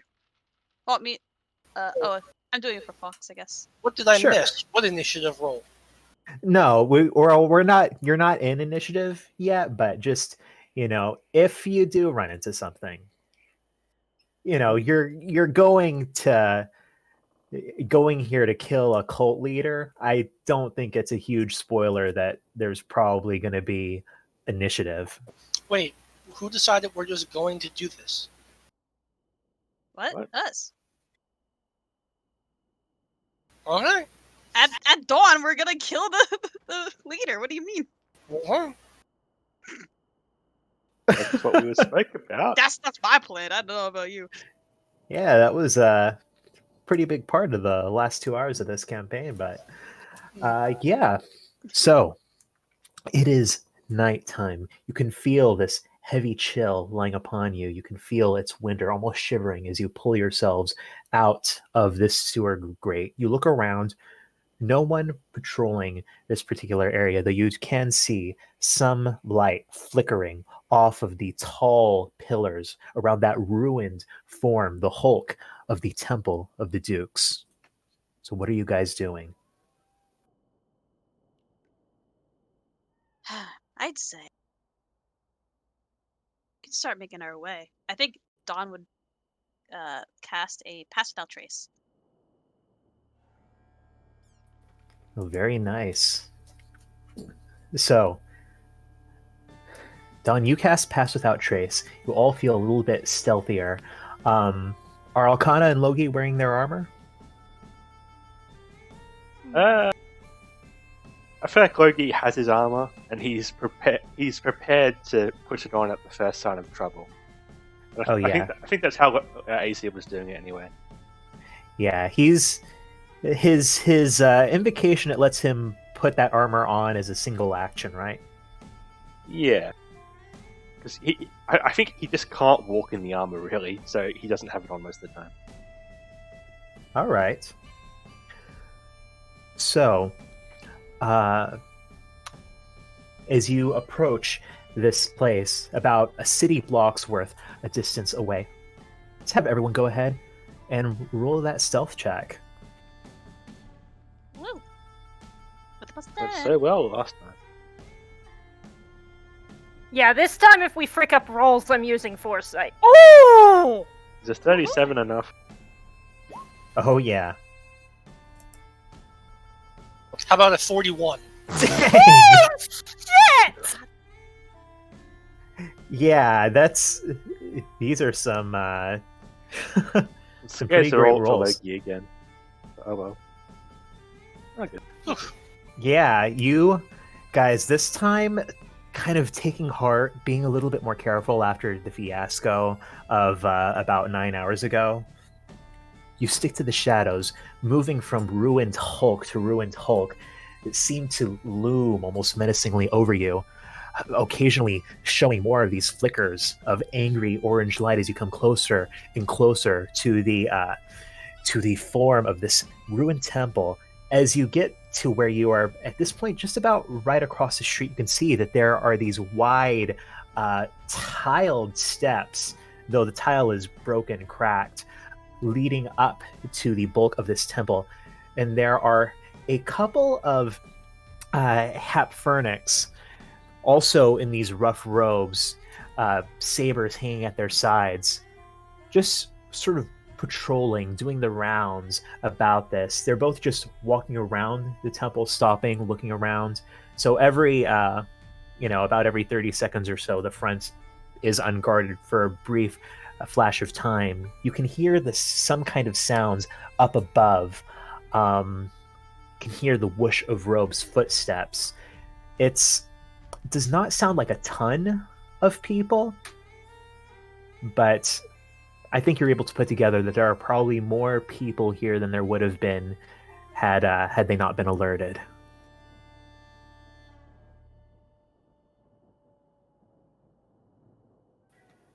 You can also see, I was at the wrong part of my notes, so I didn't mention this, but you can also see that there are a few more of these ruined bas-reliefs sort of surrounding this raised platform of the temple. And you're starting to be able to recognize the figures in these. One of them, you see it depicts who you now recognize as Ceres, who seems to be plunging a lance through another demon. There's one that you put together, must have been the piece of art that Ilstrom Darkmoor was talking about, because it has a depiction of what seems to be this large boat, this galleon, though it's very chunky the way that the hull is depicted, and it has these two sails. One of them has the symbol of Zamorak, the one in the foreground, and the one in the background has what you now know as the symbol of Devaratus. There's this human-looking figure standing on the bow, seemingly depicted larger than life. You see that one of his hands is this long, imposing hook, which he seems to be using to spear the throat of this hydra rising from the ocean. And you can see that there is another ship that seems to be like menacing this boat from the side. That has this odd, like, it seems to be a wooden tower in the center of it, and these odd-looking cannons set up for a broadside. And kind of in a forced perspective, it looks like there is one sailor swinging on a rope from that ship onto the one in the foreground that's clearly meant to be the hero. That sailor looks like they are a werewolf.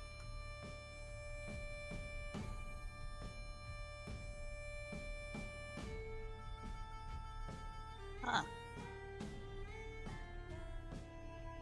I wonder if that depicts. Well, does that depict Devaratus being lost at sea? Or is that a victory rather than a defeat? I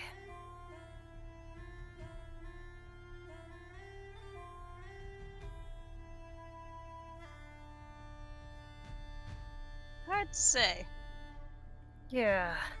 Now it's not the time to speculate on art. Yes, well, there's cultists around. Do you think they're. Do you think most of them are down doing their drugs? Maybe. So they do this ritual before dawn, right? Darkmoor said that they do the ritual at or around sunrise. Right now, it is in the pre-dawn, Right. a couple hours till sunrise.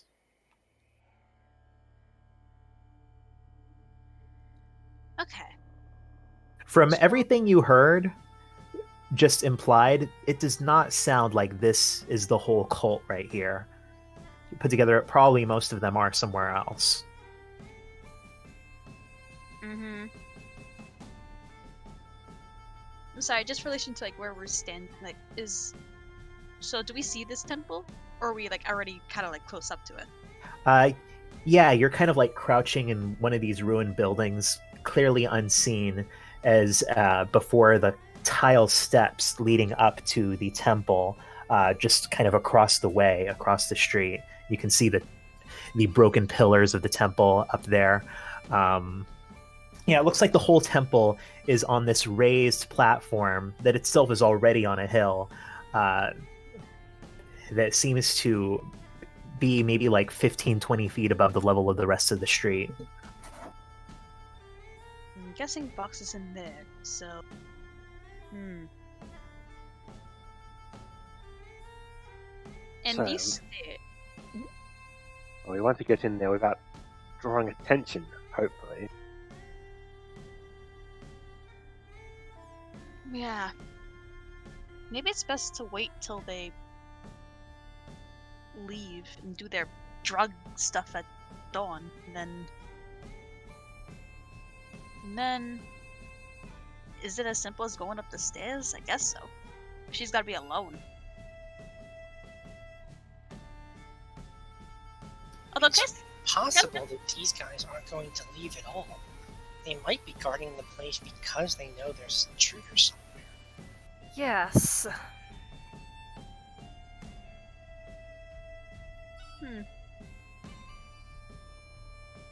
So this building, it's raised up, and does it look like the only way to enter it is through these stairs? Or have we not It- seen the full scale of it yet? You haven't seen the full scale of it, but as far as you can tell, it's pretty much just these stairs. I mean, if you were to get up the other sides, it's pretty sheer. You'd need something to help you. Right. And yeah, these guys are just sort of these two guards are just sort of walking in these wide circles around the temple itself, sort of both positioned equidistant around like the perimeter, the circumference of it.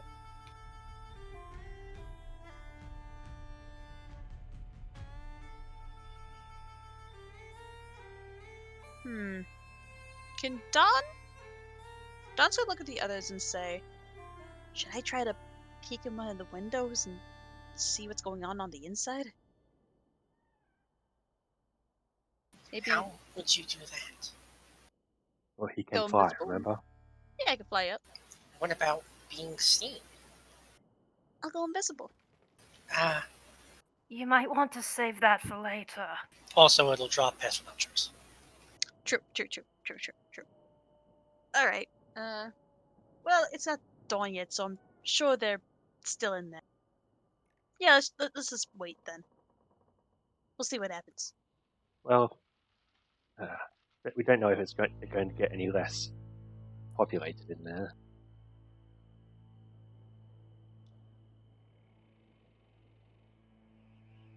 I'm not sure if it's a good idea to wait out here for hours. That's why I think one of us should go up there and, see what's going on. And if there's evidence of a large group of people just leaving the place, one of us could come back and let us know that's happening. Oh, I could always go spider up there. That works. I suppose does. Yeah. I suppose I can do that. That's not normally Don's job. But yes, we can go up to one of the windows, and I suppose it's a bit out of the question to leave a rope down because that would be seen there controlling the whole building, encircling the building. Also, could a tiny spider even hold a rope? Depends what the strength score is. I can become a human again when I need to. Oh, fair. So, Notrix, you are turning into a tiny spider and crawling up to where you can get a clear view of this temple. Yeah, and I guess maybe even climbing up the side of the temple a bit, looking in the windows. Yeah, of course. As you approach, you can see that it is. There are barely any walls really to speak of here. I mean, there are, but they're so completely crumbled as to not even pose any sort of any impediment. So crumbled that there aren't really windows. It's just sort of an open platform on the top. And you can see that surrounding this whole platform, there are various bas-reliefs, various pieces of public art. Though that's not surprising. It seems to be a big part of the original public urban sphere here. As you crawl up onto this platform, you can see that it is. It appears to have been painted in these odd concentric circles that are all these rainbow colors, making the whole thing this multicolored bullseye sort of situation. It's about 40 feet across. Actually, I've got a little bit of a map for it, so I'll go ahead and show that.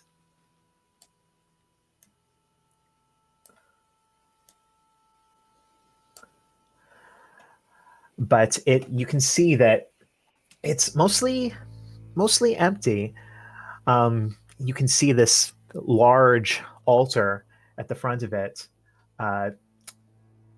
Kind of standing on top of the altar, there is propped up this suit of strange looking armor, very roughly hewn, made out of some kind of scaly reddish hide. You're not sure what it is. But there are also a few more things on that altar that they look interesting, striking to you. There is this black wax candle that is figured with all of these what seem to be runic symbols in a deep red, casting this almost unearthly light directly around the central altar. And in that unearthly light, there is one figure who is dressed differently than the others, not in their simple robes, but in these far more immaculate white robes, this silken outfit, kind of a frock coat and kind of a half cape, very loose trousers, these red high-heeled boots, and this hat with this wide brim, tall in the center, tall and rounded on top. It seems to conceal most of her face. You can see that she has this shock of white hair done in almost like a page boy cut, just cut very square off right before the shoulders. There are a couple other things that catch your eye. There are a few cages around here. One of them is empty, but the other three seem to have figures in them, all of them looking emaciated, looking aged, though it's difficult to tell if that's through actual age or just through the perils they've faced. There is an old woman at the far edge closer to the altar. There is this man in these ragged clothes that don't look unlike the settlers that you originally traveled to Furenthree with. Not originally, but not Notrix originally, but for most of you coming with the front bounders. There is a man in these tattered, light-colored robes that it takes you a second to realize looks surprisingly druidic. And right in the center of the altar, there are two things. There is what seems to be a large glass punch bowl, essentially, filled with red liquid. And there is this black, rough-hewn stone, triangular, about the size of, I wanted to say an auto harp. Do you know what an auto harp is? I can look it up. Let me think of another thing that's that size. The size of a...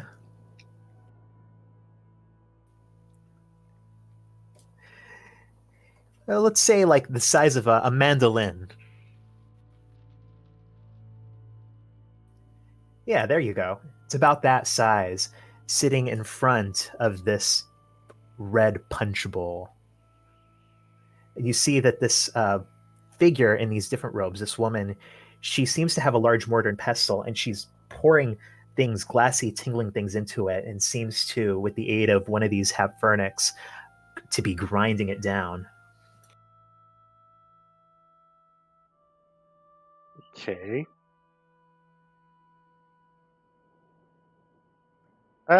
What's the... does this place have any kind of ceiling at all? No, it is open to the sky. And how high... Well, are there walls at all? Mostly, no. It's mostly kind of become a platform. There are a few places where you can see the crumbled remains of what must have been walls, but most of them have fallen to the age. Okay. So it is almost like a plateau, basically. Yes. Well, what about these pillars? Are these intact at all? The ones that you can see around? Yeah, on the battle map. Yeah. Most of these are pretty much, well, not intact. Some of them are partially ruined. The tallest of them seem to be about 30 feet tall. The more ruined ones seem to be around 15 feet tall. Okay, so getting a good idea of the environment then.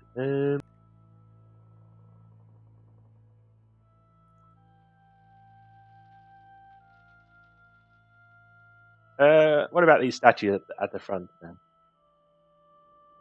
then? These, you look towards these statues at the front, overseeing these stairs, and they look like smaller versions of that same statue you saw partially submerged. That uh, armored figure uh, with the horns that is supposedly a figure of the Lord of Chaos.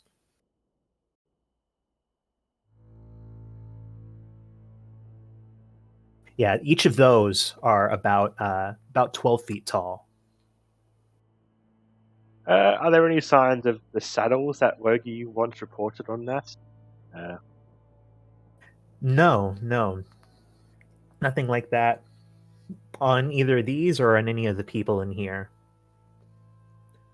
One thing you do notice that's a little bit interesting is that the Hapfernics who appear to be assisting the lead priestess, all of them have these odd dark horns on these what seem to be leather headbands straps to their foreheads,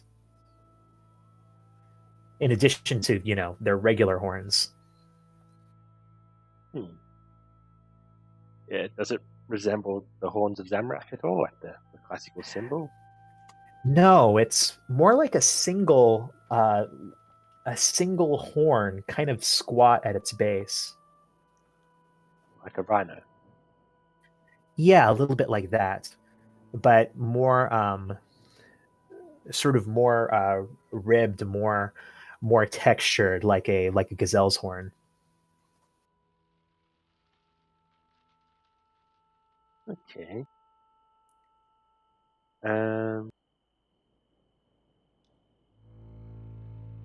I think I've done everything I can as a spider. I've asked about everything in the room. Well, what kind of weaponry is everyone holding, or lack of? They seem to be mostly outfitted the same way as the other ones you've seen. They all seem to carry these sabers at their hips and ropes, adventuring gear. They don't carry packs, but you can at least see those hanging at their sides. It's difficult to tell if there's anything else closer to their body because most of them are wearing these loose, coarse robes.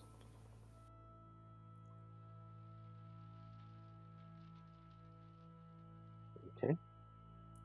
What about the leader? What can I see what she's got? You crawl around, try to get a better look at her.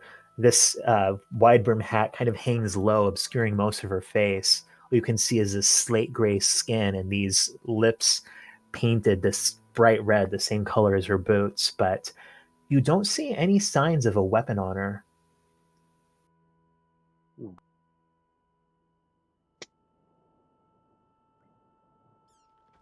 Okay, I think my spider scouting is complete. Yeah, I don't. Yeah, I think I want to start heading back, I guess. Actually, make a perception check.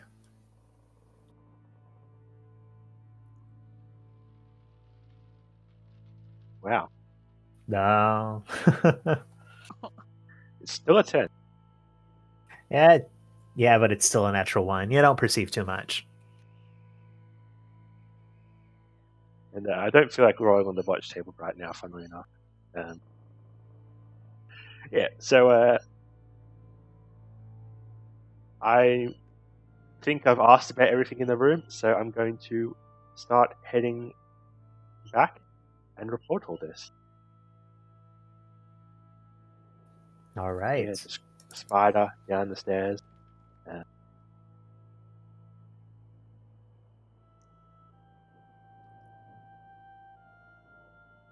Yeah, and Notrix poofs back into himself, tells you everything that he saw. Right. So it's very open. I guess, yes, the one issue I see is that even if we do evade these guards down here, they'll probably see what's happening and follow up soon afterwards.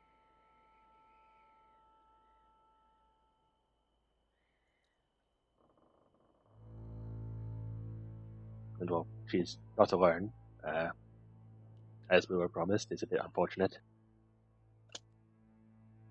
That's probably our fault.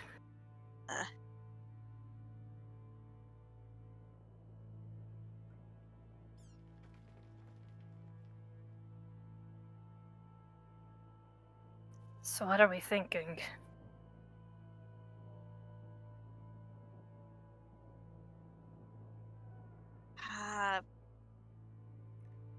How many people total were there around here?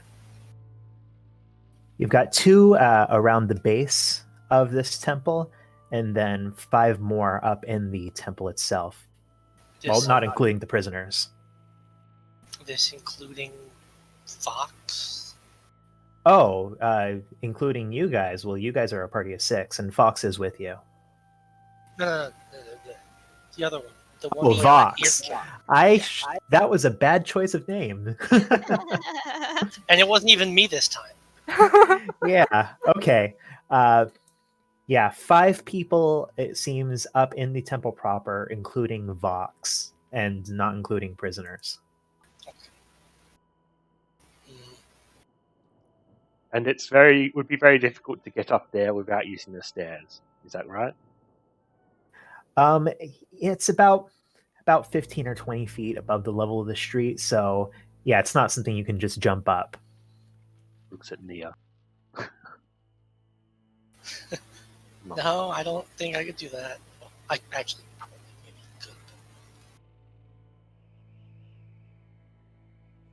could. Well, I have a new trick that could help with that, potentially, but it would only be for me.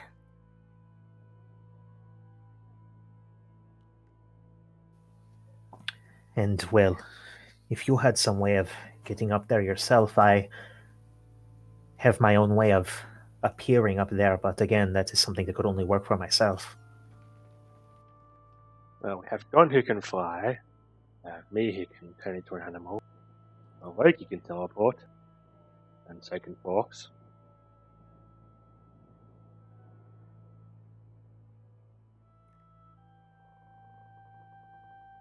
I guess that just leaves Nia. I mean, And you. I did roll a 41 on stealth, you know. Nia's basically already invisible, so I don't think we have to worry about her. That's fair. Yeah.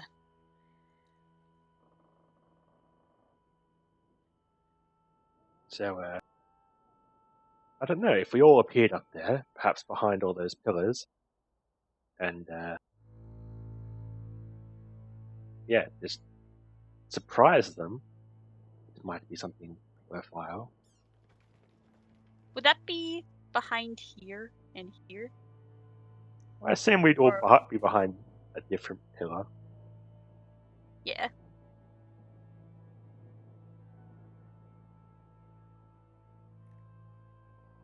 So as a plan, we take out these guards and then make sure they're not a problem and then go for Vox? Well, first we need to take out the 2 guards outside. Outside. Right. Well, if we ignore them and just get up there, it'll be a little while before they can react. Yeah, but I feel like they might go and get help, you know? They probably don't want anyone outside the building. But if they can alert the people who are on top of the building, is the problem. It sounds like they are the bigger problem if the others are truly out of their mind, like the wizard said, but again, we have no way of knowing it for certain. He did seem rather out of it. Yes.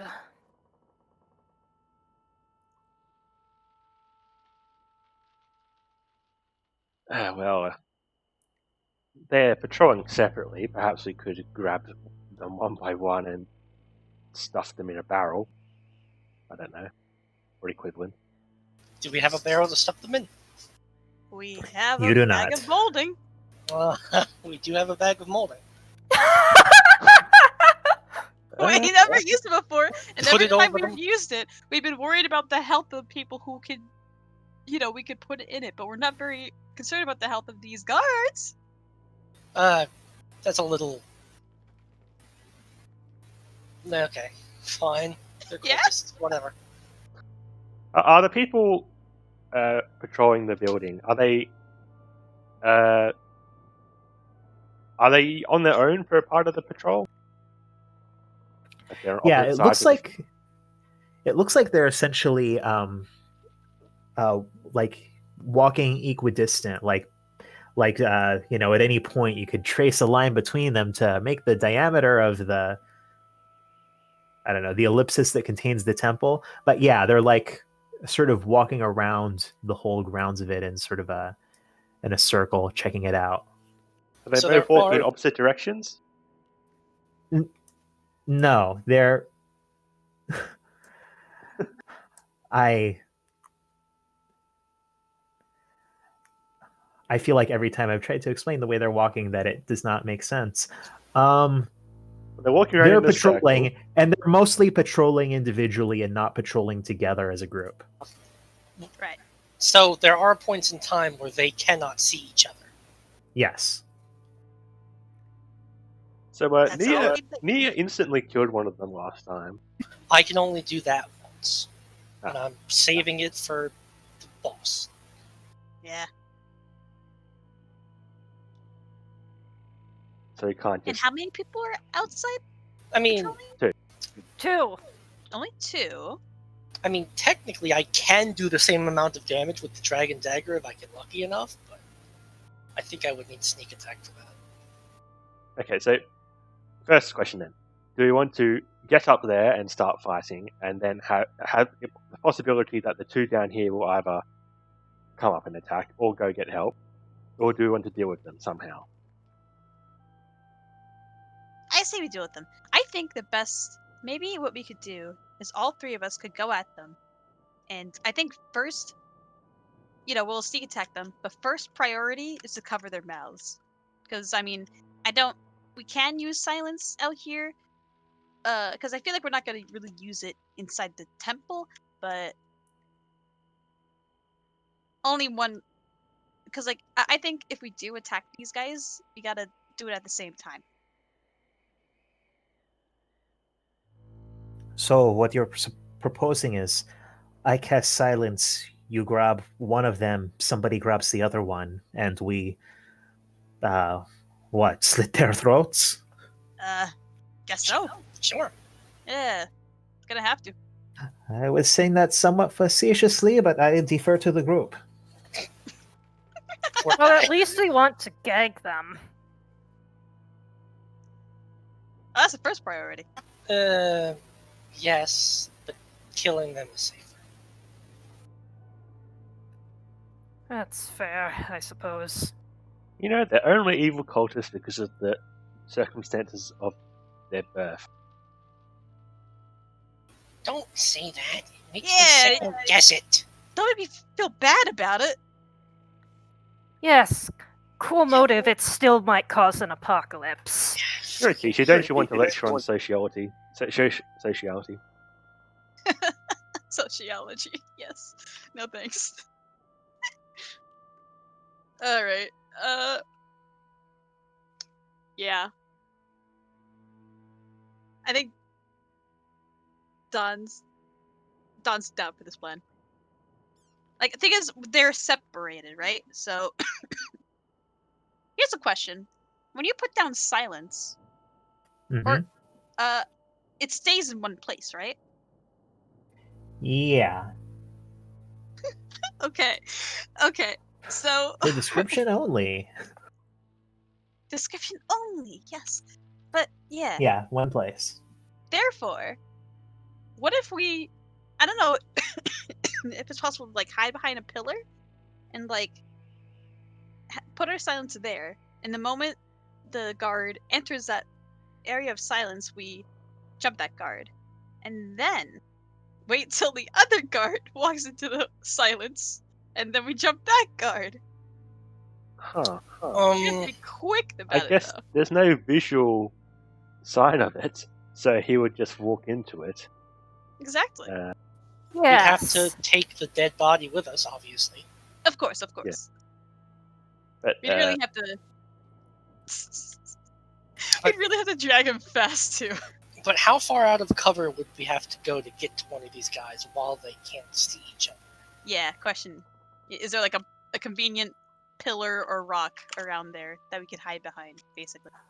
Or not? I mean, there are kind of balustrades on the side of these steps. There are a few pieces of rubble. You might be able to drag them somewhere where they won't be seen, but you'll have to make another stealth check for that. Okay. Want to do it? So what? Wait until they're on opposite sides of the building. Silence one. Jump him. Pummel him. Drag him off. Wait for the other one Yes. to go to the same place, and then be surprised when suddenly they're silenced. Then do the same to them. Is that the idea? Yes. Yes. Rinse and repeat. Yeah, you put together that you'll probably have, I'll just put it in game mechanics terms, about a round to take care of the first one before the second one will be there. I think we could do that. Nia can do that. Well, Nia could do like 3/4 of his health. We can do the rest. Yes. Well, if one of you gets within range first and I can get sneak attack, I can probably just fetch him off. Probably, maybe. Okay. If So I we'll do hit. that. Wait, do these guys look as scrawny and low health as the last ones? They look similar to the other ones. This is great. Okay. Sounds like a plan. So I will cast silence, say right around that corner, and then you will all strike at once when the one of them turns the corner, and then get ready to strike again when the next one does. Sounds about right. All right. So you're positioned where you are in your hiding place. You're about 20 feet away from the closest place where they patrol. But Fox concentrates right after the last one goes out of sight. You see him make a motion, and he casts silence right in that spot. What are you guys doing?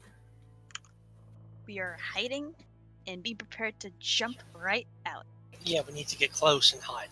Yes. Can we draw a big square on the top map to represent the place? Sure. Yeah. Let's. I'll do that. Let me go ahead and get a freehand going on. It's just represent the base of the temple.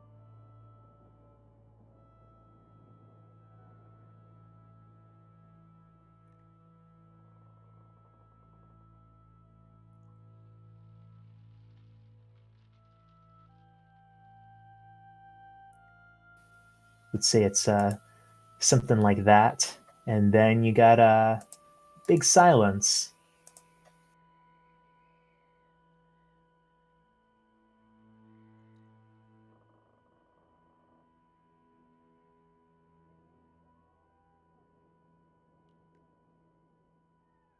I'm digging it.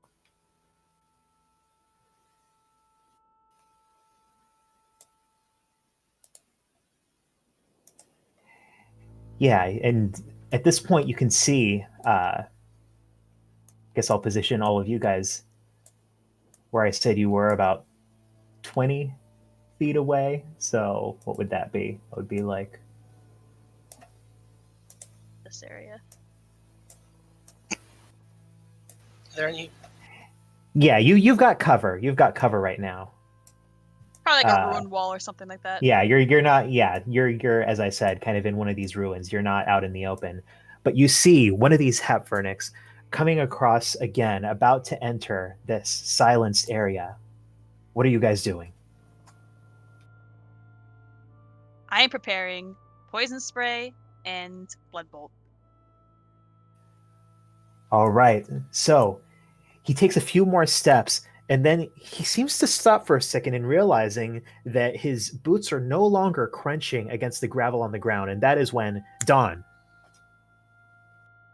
Yep. I instantly pepper spray him in the face. All right.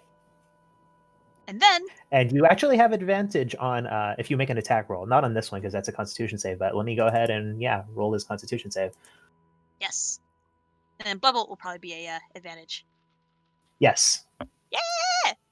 And then pew pew. Oh, they got us advantage, huh?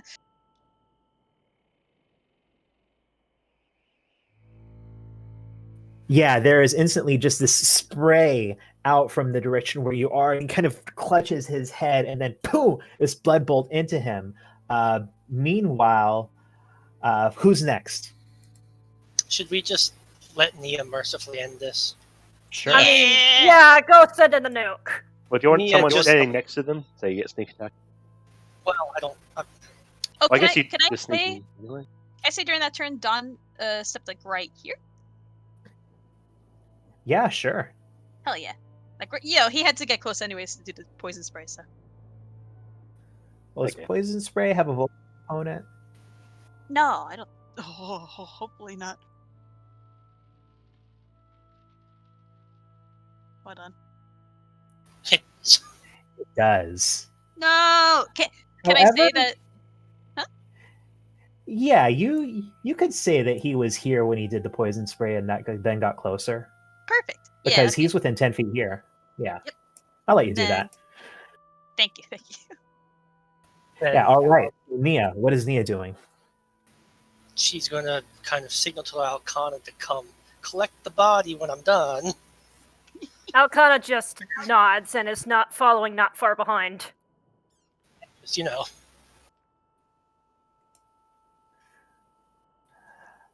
Okay, you don't need to make another attack. That first one, you just dig it underneath his ribs, and he just silently slumps down. Yep, body disposal time. And I still, technically, because I only used my action, I still technically have, 80 feet of movement, so I can drag him 40 feet, right? You could, yeah. She drags him back with her. Oh, with everyone else behind cover? Where Yeah, else yeah. should I drag him? Yeah. Make You could drag him make behind the another corner. stealth check to see. Oh, or behind the corner. Well, No. which one would be Oh, easier? which one? Well, I think we should bring him over I here mean, to us. She has the movement to do either one. Yeah. And it's both the same stealth roll. Nothing's easier stealth wise. No. I do still have pass without trace anyway, so That's true. Don's still concentrating. Yep. 35 Yeah. work. Easily enough, Nia, you grab this body, drag it quickly over to the side and behind where everyone else is waiting. And Success. yeah, you wait about 6 seconds before you see the next one coming, crossing. That is when you see him pass into the silent area. What are you guys doing? Rinse and repeat. But anyone else want to go or? Anyone else want to turn to murder these poor guys? I mean, if it ain't broke, don't fix it, I guess. Rinse and repeat, boys. Please. Wait, can I say in the past turn that I've activated my symbiotic entity because that requires an action? Sure, yeah. For me. Sure, I've just done that. Nice.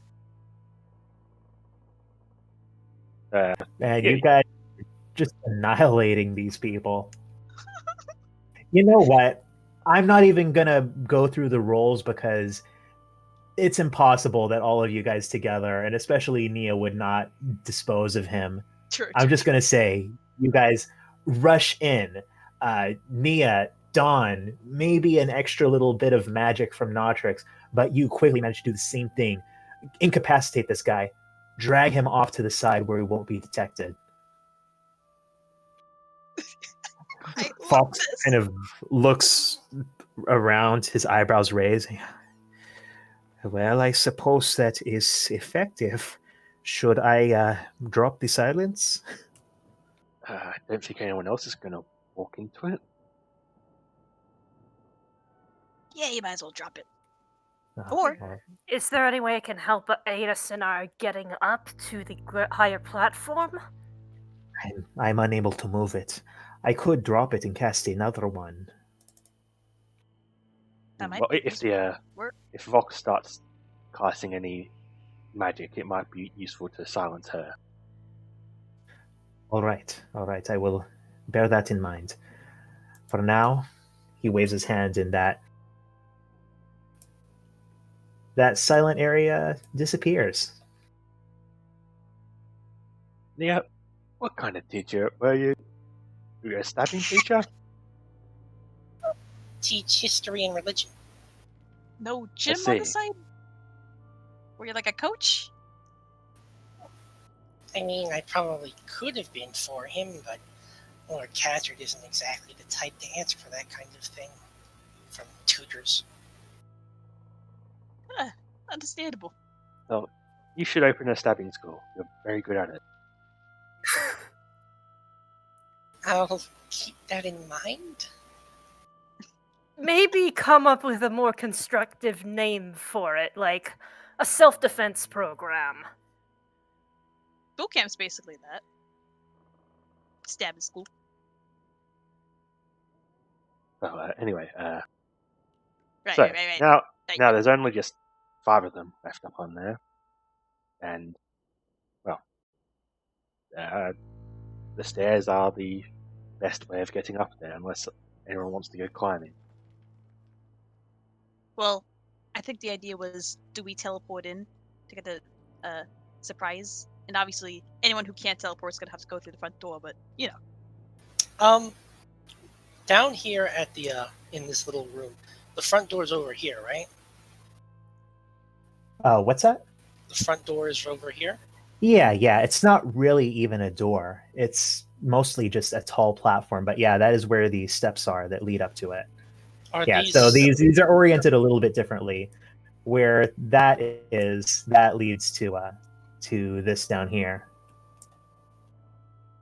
Is the statue actually blocking the entranceway or no? No, they're just kind of standing over it, looming.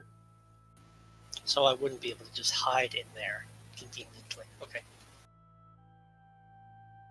I was just asking. I wanted to make sure. Well, it seems everyone can get up there except Nia.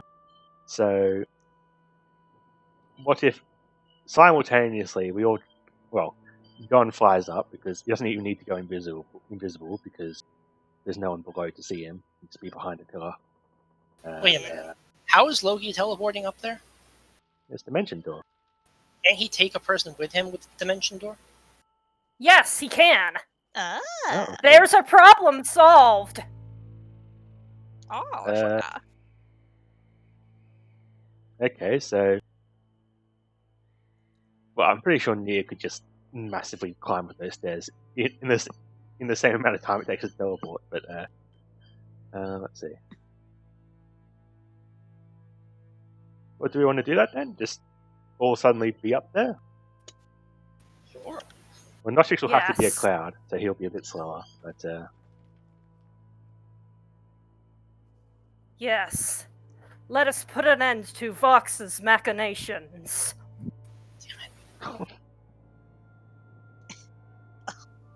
Sorry. So you're all planning on doing this surprise assault.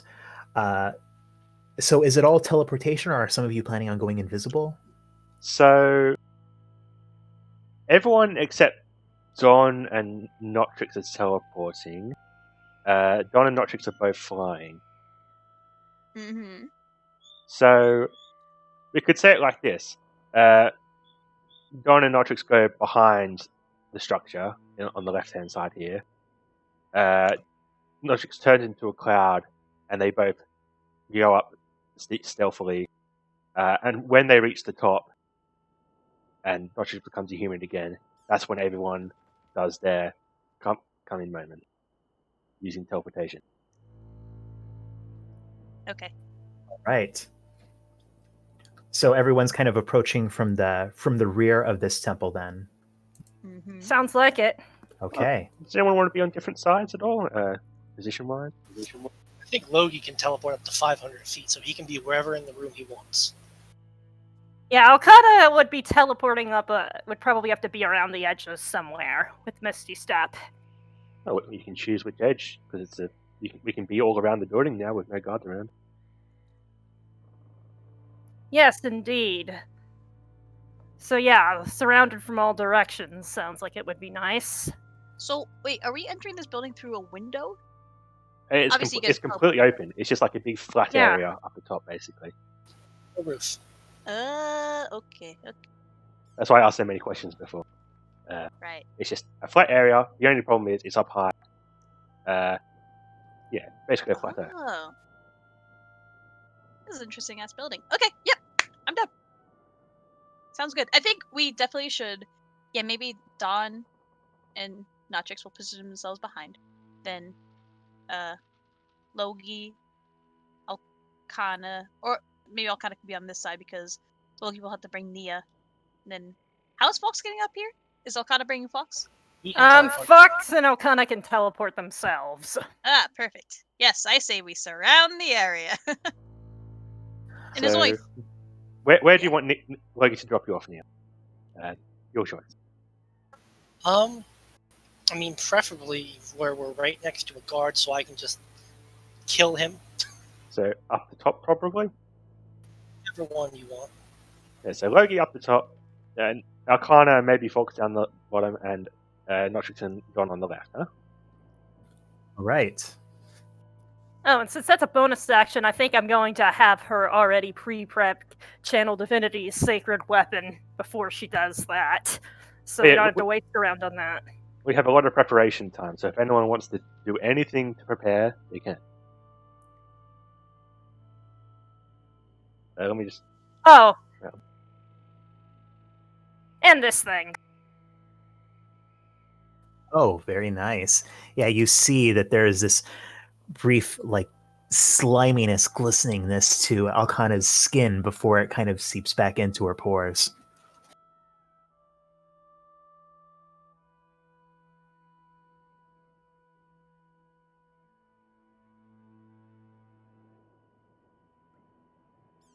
So, Alcana and I from the south, Nia and Logie from the north, and Notrix and Dawn from the west. Hey, perfect. do we want to leave the door the open area?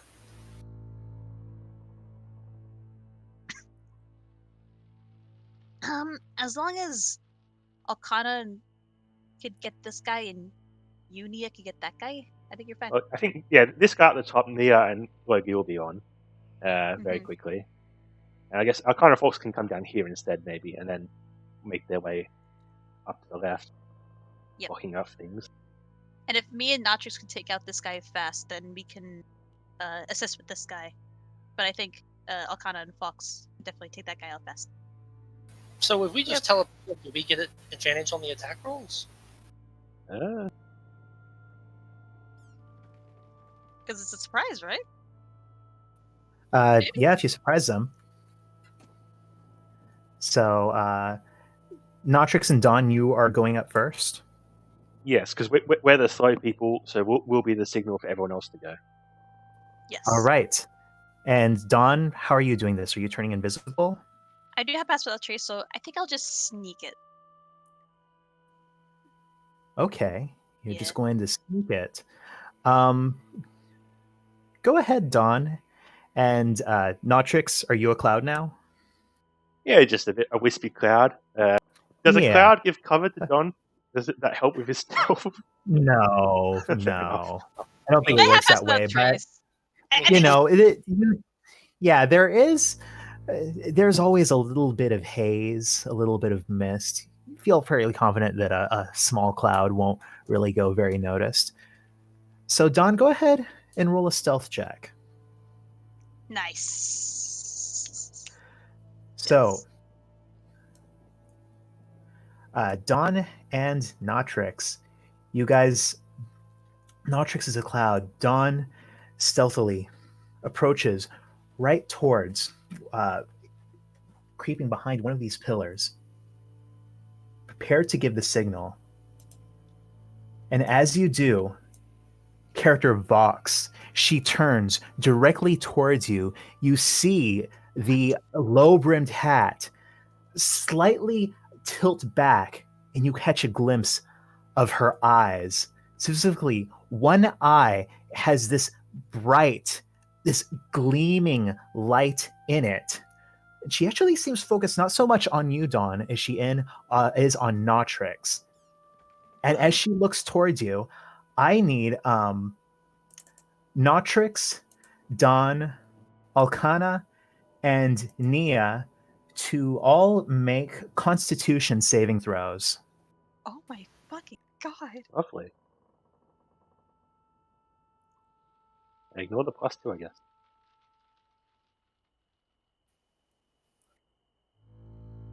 Oh no. I'm going to expend a foresight to go ahead and get her to the save threshold. Wow, that was an awful roll for that. Holy shit. Oh no. Yeah, all right. So those of you who failed that, you take 23 necrotic damage. Those of you who had a success on that, the DC is 14, you take 11 necrotic damage. But you all, as you are as Nia and oh shoot, not Alcana. I'm sorry. Alcana's to the south. That was meant to be Logi. Make a Constitution save for Logi. I get my foresight back. Yeah, there you go. I think But anyways, I might spend a foresight on Nautrix just to succeed. +1. Okay. So where's Constitution? Like. Fail. All right. Yeah, so Logi takes 23 necrotic damage, but you all suddenly feel this wave. You feel your body seize up. You can practically see. You look down at your hands, and it seems like all color drains from you, drains from the world for a second, as this figure is looking directly towards you, Nautrix. Is fog? Is that a concentration spell? Yes. All right, make a concentration check. Lovely. Oh yeah, you're good. You're still a cloud, but you see her look directly towards you, and as she raises one hand, you see all of these Hepfernics turn in that direction, turn where Dawn and Nautrix are. And with that, let me go ahead and roll initiative for them. Hey, they're all focused on me, guys. I'm not going to expect you. Yeah, exactly.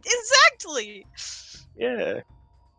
I think Fine. Dawn's like ASAP. Dawn's gonna make the now motion. Well, I think I don't know. Never mind. I think the signal to teleport was just us arriving up here in general. Okay. But yeah, I think as you guys all feel this pain rush through you, you can tell that something has gone wrong here. That you've lost the element of surprise and you're not sure exactly how. With that, as we enter into combat, Nautrix, what are you doing? Okay, so Cloud Nautrix. It's Nautrix and Logi on the same turn. Oh yeah, Nautrix and Logi. Team So, Layton. yeah, I guess Logi is going to start with a dimension door. So, bringing him and Nia up over here. Well, Nia can be where she wants to be. Where does Nia want to be next to Logi? Yeah? That good, you think?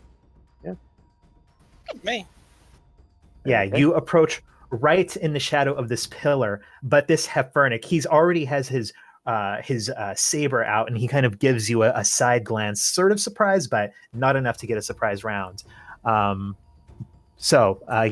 Logi and Nautrix. So that was Loki's action. I don't think he has much to do with his bonus action.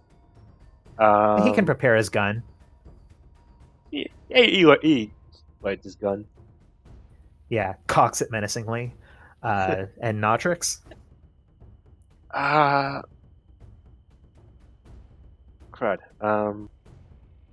Yes, I just ASAP. Sure. Can I come out of cloud form as just at will? Yeah, doesn't it say you can do that as a bonus action? It should say in the spell. Well, it's a concentration, so I can end concentration at any time. Oh yeah, you can end concentration. Yeah. Oh yeah. So Notrix, the cloud sort of springs forward. Oh, sorry, clouds don't spring. The cloud sort of whisks forward and then just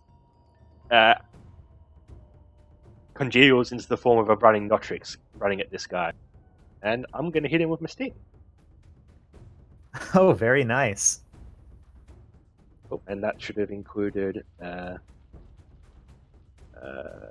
this. No. That poison damage. And then I am going to hit him. Well, I'm going to kick him, I guess. Because I'm running at him, I'm going to use the force of my body to just attack him. Hot. Yeah, you absolutely hit him. Does that second one have the poison damage as well? Yes, all my melee attacks have poison while I have the symbiotic entity out. Yeah, he looks towards you, this horn casting a shadow over his face, and as it does, actually, as you run into this area, you feel oddly empowered, Notrix. You're not sure why, but remember that for your next turn, your attacks will have advantage. Huh. Okay. Surprising, but nice, I suppose. All right, with that, Team Psychic. Well, I suppose we should just start off with Nia attacking this guy right in front of her. If you don't mind. Okay. Yeah, we'll go with that. And since Loki's within 5 feet, I get sneak attack. Hooray.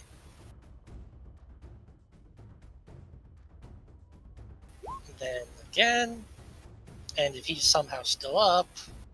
Oh, let me see if he's still up. That's 20, 33, and yeah, with that last one, you managed to just bam, bam, bam, and poof, goes flying from the force of your soul knife, unarmed strike fist, and just boom, bleeding on the ground.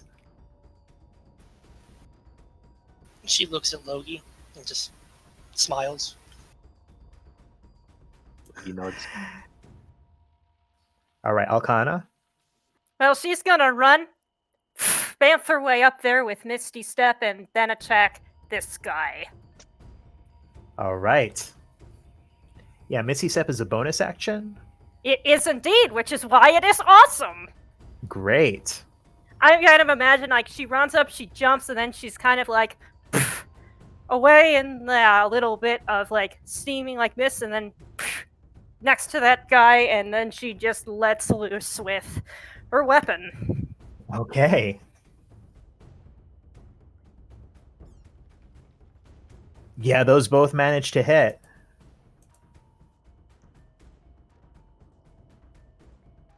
Yeah, you just And two that's her quick turn. swipes. Bang, bang. You can feel the tear of this poorly made robe snapping under the force of your strikes, and you see him kind of staggering forward from your blows. Hey, wait a second, actually. Sorry. I have to interrupt because I forgot something. Notrix is immune to necrotic damage, so that first attack would have done nothing to him. I just forgot Oh, about that. shoot. That is correct.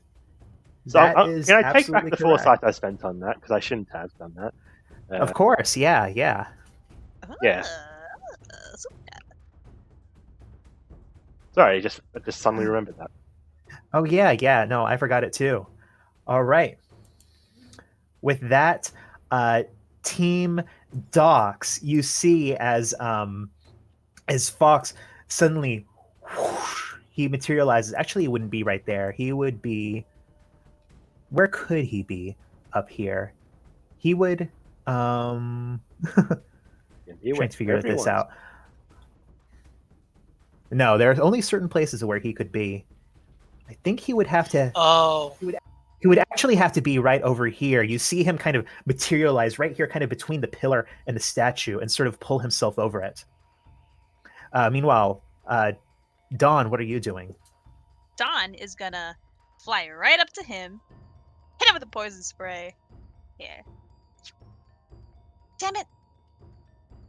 Stupid dice. But also, he's Oh yeah, then Constitution gonna. saving throw. Yeah, you might want to do that. You can do this. Yay, 3 damage! Yay! And he's gonna disengage and hit him with a blood bolt over here. And while he does disengage, can he try to like use the altar as cover so that Vox doesn't see him? Sure, yeah. Blood bolt. Well, actually, you can try to do that, but since you're using your bonus action to disengage, you're not actually hidden. But yeah, blood bolt towards the same Hepfernic. Yeah, this guy. Yeah, as you dip underneath the surface of the altar, you let loose this black bolt, and you see it almost strike through just under his chin, a bit of jagged skin hanging there, and he kind of grasps at it, shakes it off, but he's already looking a fair bit rougher. Nice. Fox, meanwhile, he sees you, Alcana, and he says, let us finish the job. And he is going to go ahead and do his strikes on this guy.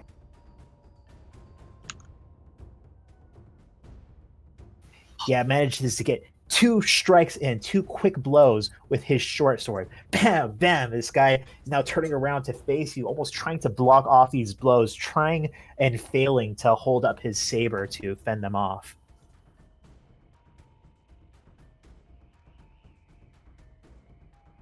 Over with that, it is, you see this figure, Vox, look around at all of you.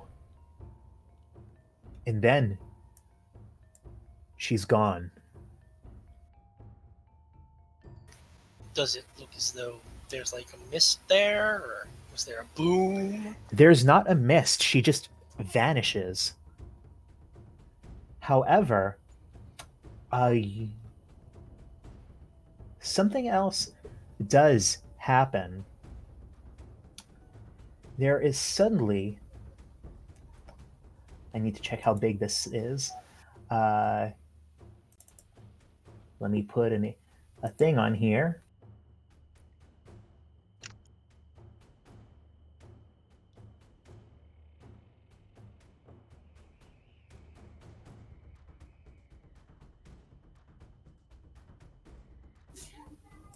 Suddenly, Nia and Logi, you look right over you as there is this bright beam of light just coming down from some undeterminable place in the cloudy night sky above, this beam of moonlight. And yeah, I need both of you guys to go ahead and make Constitution saves for me. Wow. Wow. Yeah, you both take 19 radiant damage as this beam of light shines down on you. And as it does, you see Logi's dwarf skin effect that makes him look like a regular old dwarf just dissolve. And you see that same kind of char-skinned dwarf in front of all of you. And, oh, now it is the brigand's turns. All right. I'd like to throw from the spores at the one in front of me. Okay. Poison. Pocket Ooh, spores! Pocket spores. This time it's better because I'm using my thing. Symbolic energy. If it fails, it takes 10 damage. And they're great. Yeah. As you just emit these spores right out of you, you see cough, and just keel over. Oh, that's what I was Hell hoping yeah. for. So man, 2 of these guys are already out of commission. Meanwhile, you see this one kind of look over towards you, Nia, and he sort of holds up one hand and he says to you in this booming voice, "Panic!" I need you to make a wisdom saving throw, Nia.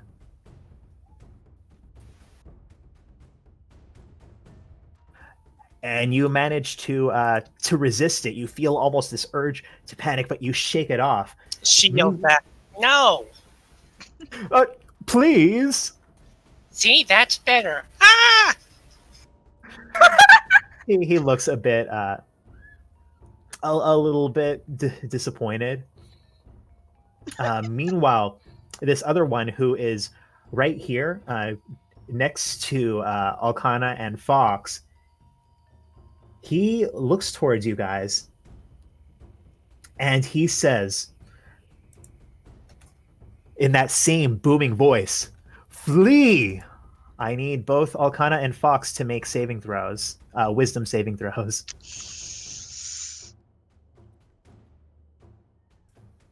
Oh no. Oh, no. Yeah, Let's do it. you manage to stay strong, but Fox, he kind of gets this wide-eyed look of panic in his eyes and starts running away. And as he does, this guy goes ahead and takes a swipe at him, but does not manage to Nice hit. naturals. Oh, a natural one. All right, Notrix, it is your turn. Okay. Well, there's only 2 visible targets, so let me just measure. How can I get to? I can't. I can get to. Okay. I think I am going to.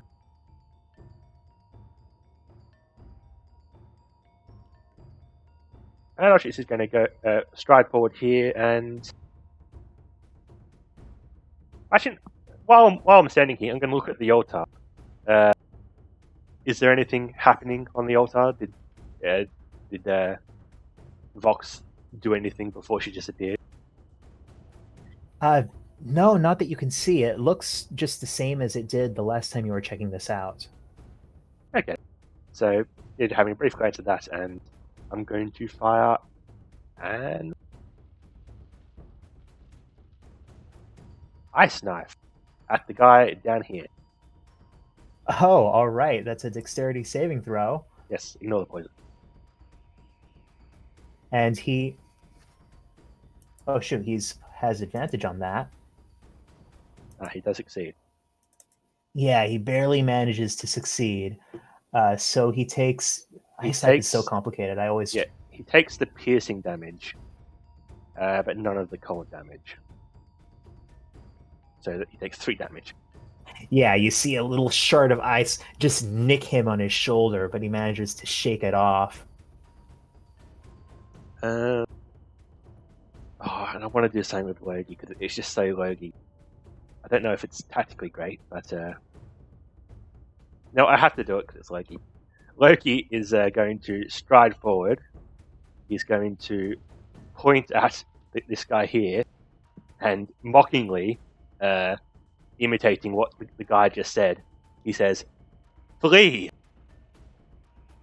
And I'm going to command him to run diagonally to the southeast. All right. You go ahead and... Actually, he would have advantage on here, too. That's a Constitution saving throw. He barely And- makes it. Let's see. Oh, yeah, Logi's DC is 15. So he manages to shake it off and he says, "No!" That's spirit. See, you really are a good teacher, Nia. I had to try because that's just such a Logie thing to do, destroy people off high areas. And be sassy about it. All right. With that, is it now Team Psychic's turn? I believe it is, unless Loki's got or Notrix has any bonus actions. Don't believe so. I don't think Logie has either. Yeah, but he All did right, move Team out of the Psychic.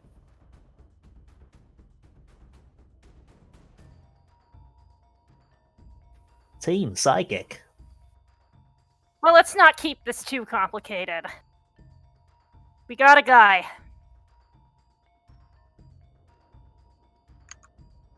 Oh, yeah, those are both at this guy, and that is actually just enough. You make these two quick swipes, and as you do, he just falls down. He is a goner, and you see that Fox he kind of shakes it off. You see him kind of looking around a little bit quizzically, not sure what he was doing. There, at the other one. Nia kind of looks at the guy who she had this comical exchange with, and she looks at him. Hang on, how far away is he? This is important. Damn it, hang on. She moves within 30 feet of him first, also out of the moonbeam, All right. and psychically says, "You know, I almost kind of like you now. It's almost a shame." I will die for the first gate. You will not stop us. There are millions more. How about now? You're just so much better. Thanks. What's your name? You're asking my name. Yeah. I don't care to give it to you. Hey, I don't. Is it I don't or I don't care the first? Which one's the first? Which one's the last? You decide. Hey, I like the name I. I wish I could be someone named I. It was nice knowing you. And then she's going to come over the rest of the way. And just...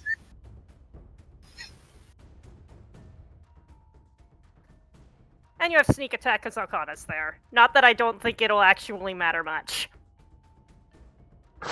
So that's 16 plus 14. That's a 30. You do these quick strikes with your dragon there. Bam, bam, bam. It's still standing. Okay, hang on. Spending a key point. He's no longer standing. Yep. Wow. Yeah, you just punch him. He lands down on the ground. He was such a good guy, too. Poor Bassa should have told her his name. Oh, All anyways. right. Team bathroom. All right. So, Don looks around and says, "Where the hell did Fox go?" I am over here. Oh no, you wait, meeting the other one. No, with a V. You know? Yeah. But where is she? She vanished. Does anyone recognize that teleport, or was it invisibility? Well, it's invisibility. She wouldn't have been able to cast that spell. No. Or wait, no. Nia wouldn't know this. Never mind. I didn't say anything. Can we look upwards at the pillars to see if she's standing on one of them? You look at the pillars. You don't see anything on top of them. That's my idea. This is a Xenavivia boss fight? Don't give Rod ideas mid-combat. She might have ran. I don't know. Well, Don? in that case, what do we do now? Shit. Well, See hang on. Fox approach. The spell is still being cast. She must be right around here somewhere. Everyone, have a look around. All right. Don's very cautious, and he's... I don't know. I guess he's gonna, he's gonna look like behind the pillars, like walk over here, like. Yeah, make an investigation check, Don. Did you just say Donnie's going to walk over there? No. No. He lands and struts over there like a gangster. Damn it.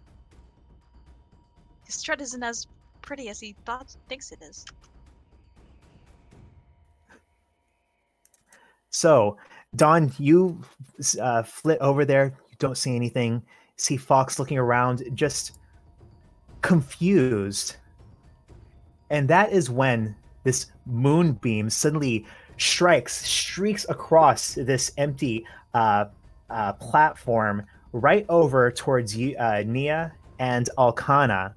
And let's see, I need you guys to both make shoot, was it Constitution saving throws? Let me roll that thing for damage again.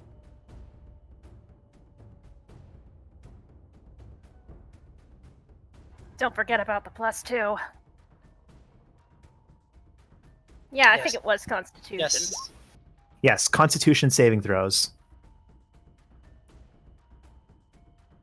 Yeah, as you both feel this moonbeam burn down on you, you almost can see the smoke rising from your flesh as it is burning you. And that is when you catch sight of Vox once more, standing atop one of the taller pillars. Oh, that's right. There she is. And as she looks down on all of you, Notrix, What? I need you to make a wisdom saving throw for me. Oh, lovely.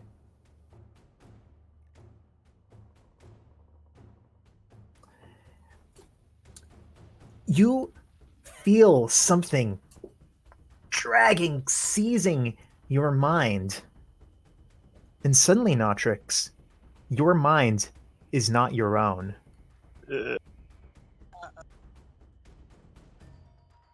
Yeah, she's not a complete pushover like the rest of these jokers.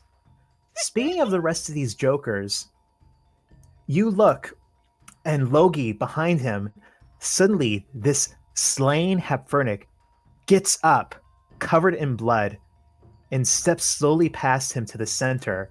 This other one, by Fox, gets up, walks to the center. This other one, even though it's in the moonlight, sort of ambles out of it, past Nia and Alcana. Alcana, you can take an attack of opportunity if you wish. I think I'd rather save a reaction for later. Yeah. They walk towards the center, and you see them all start clawing at their throats, clawing at their chests, see viscera dug in beneath their fingernails, see blood pouring down their fronts into the, though they're not depicted on here, onto the concentric circles that you realize have channels dug between them. And slowly, that punch bowl of blood tips over, pours down the steps, and starts filling these channels between them as well. As you see all around these concentric circles, this channel, this flow of blood starts flowing out and out, zigzagging back and forth. With that, Notrix, I'm going to go ahead and take your turn for you, and then you can make another wisdom saving throw. Oh, lovely.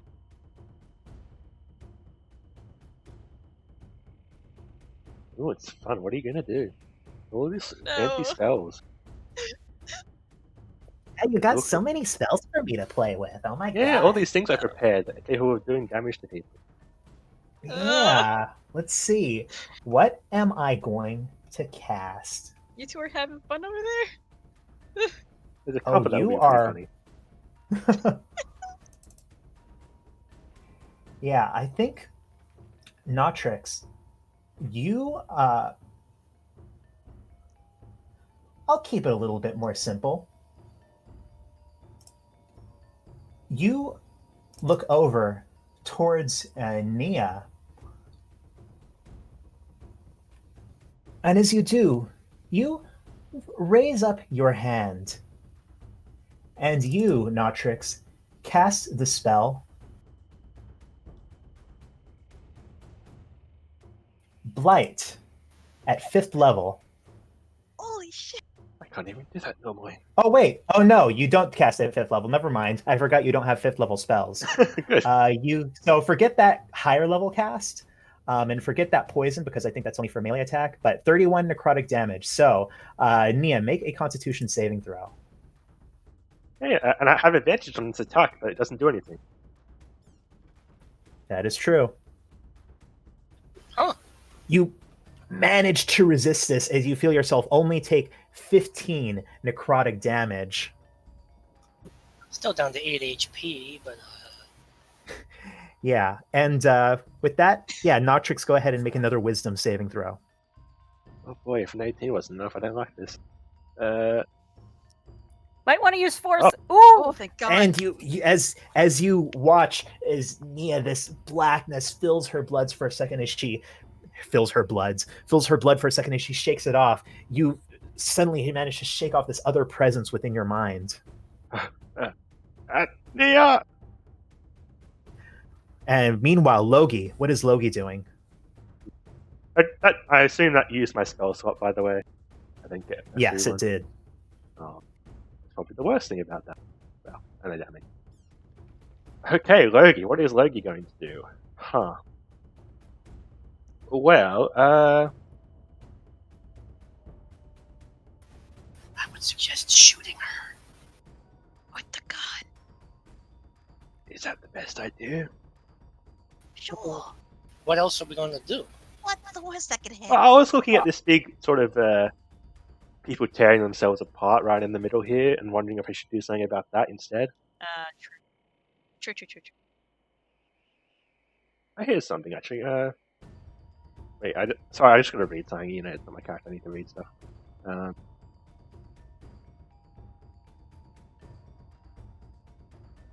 We can go ahead and have Team Psychic go first and then Logi. Well, no, I think I'm almost ready. What is Logi's Undying spell that he gets to cast for free? It is Thunderwave. Thunderwave. Okay. Well, I guess Logi is going to cast it. I think. Yeah, I think. Yeah, I'm going to cast go here and cast Thunderwave. And yeah, the thing about Thunderwave is it pushes things back. So I'm just trying to push all these out of the circle, basically. Oh yeah, all right. Hold on, let me. That's 3 Constitution saves.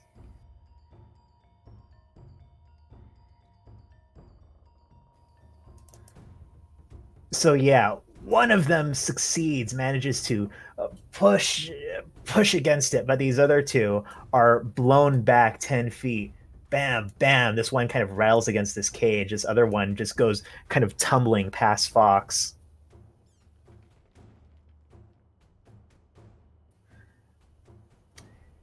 Is that the end of Logi's turn? Yeah, I don't think it has much bonus action stuff. Oh, and is the zombie distracted? If I moved away, would it get an attack opportunity still? Or is it too busy attacking itself? It's hard to tell. I'll move here. That will be my turn. All right. Team Psychic. Well, shit.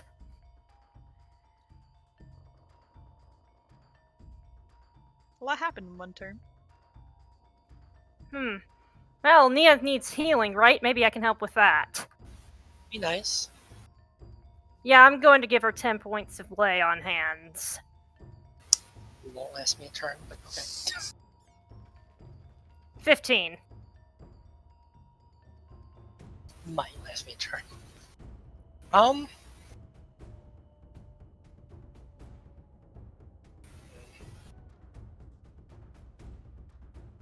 Might want to move out of the moonbeam. Why? So she can move it on top of me again anyway? Make her work for it. Technically, Action. it's an action to move the moonbeam. Technically, I don't know if she Make her needs to do work that. for it. How does Moonbeam work with shadows? Like being under something? That is a good question. Let me see. Shines down, 5/5 save, really under point until the spell ends, fills a cylinder. I mean, it kind of eliminates the shadow, you know? It's a big beam of light. I suppose the question is where it shines down from. Yeah, it's...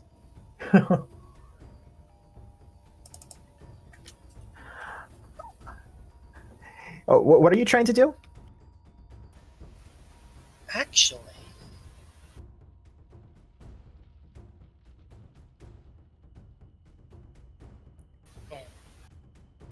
I was going to see if I could hide in the shadow of one of the pillars, but Yeah, I think you get the sense that just trying to hide in the shadow of the pillar won't really work for the moonbeam. so do you guys think we should murk these zombies? Well, it seems that they're going to be part of powering whatever this freaky blood ritual is, so it probably is a good priority to have that not happen. Or you could attack her. You can. How tall are pillars? Most of these pillars seem like they're about 30 feet tall. Some of them are a little bit shorter. The one that she's on?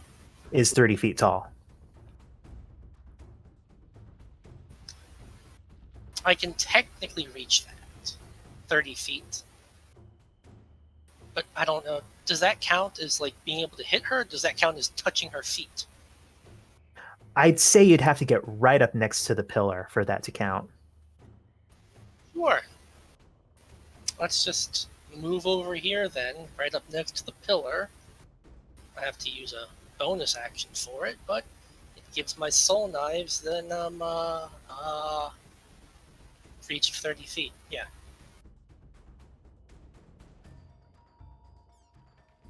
All right, yeah, you cast two soul knives. You see these, I almost said swole knives, these spectral knives emerge from your hands towards her. You see her take both hits, kind of take them in her hands, and then that gleaming eye shine down at you.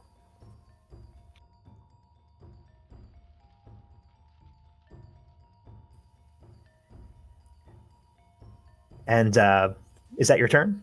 Yeah. All right, what about Arcana? Oh, she's probably going to move out of the moonbeam for starters. It is probably... I don't know, should she go closer to the zombies or closer to Vox? Arcana, isn't she good at zombies? Yes, Alcana is in fact good at zombies because her stuff works against undead. But I already used my Channel Divinity on making her sword shiny. Well, in any case, yeah. And I wish Divine Sense was a bonus action. Well, in any case, I think that's my turn. Okay. In that case, Team Bathroom. All right. I hear a kitty. I think Dawn is gonna. Okay, yeah, I have a big idea. I think Dawn is gonna fly, but can I go into this black? Into what? Like this, like I'd say that he'd fly like behind, like maybe about right. Sure, yeah.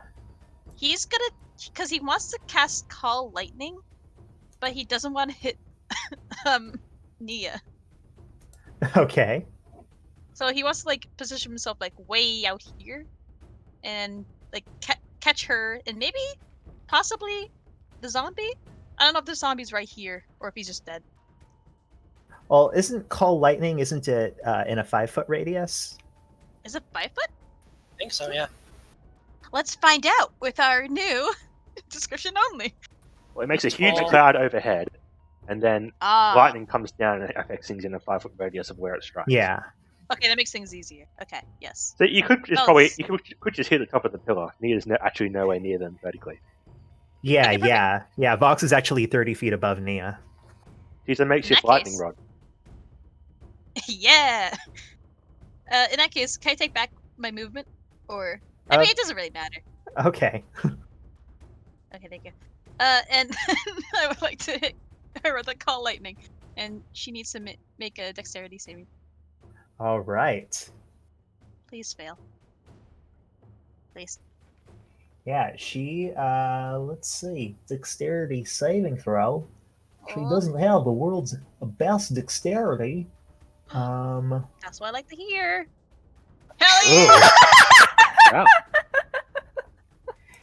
Yeah, all right. So that is 3d10 lightning damage. The damage is already rolled. Can I hit her with a blood bolt? Sure, yeah. Yeah! I feel like Nia. Yeah, you aim that blood bolt and boom! hit her. Did you roll the lightning damage? Yeah, it was the 21 on top of It's the above the description. description. Oh, 25. I didn't see that. All right. Hell yeah. Oh, that's a pretty good roll for that. Right. Yeah. Also, I think that's the end of my turn. Yeah. Okay. So, you see her looking down at all of you. And as she is looking down, this moonbeam just shifts over the pillar to center itself right on top of Nia. And You got a crush go on ahead me and or roll something? another Constitution saving throw.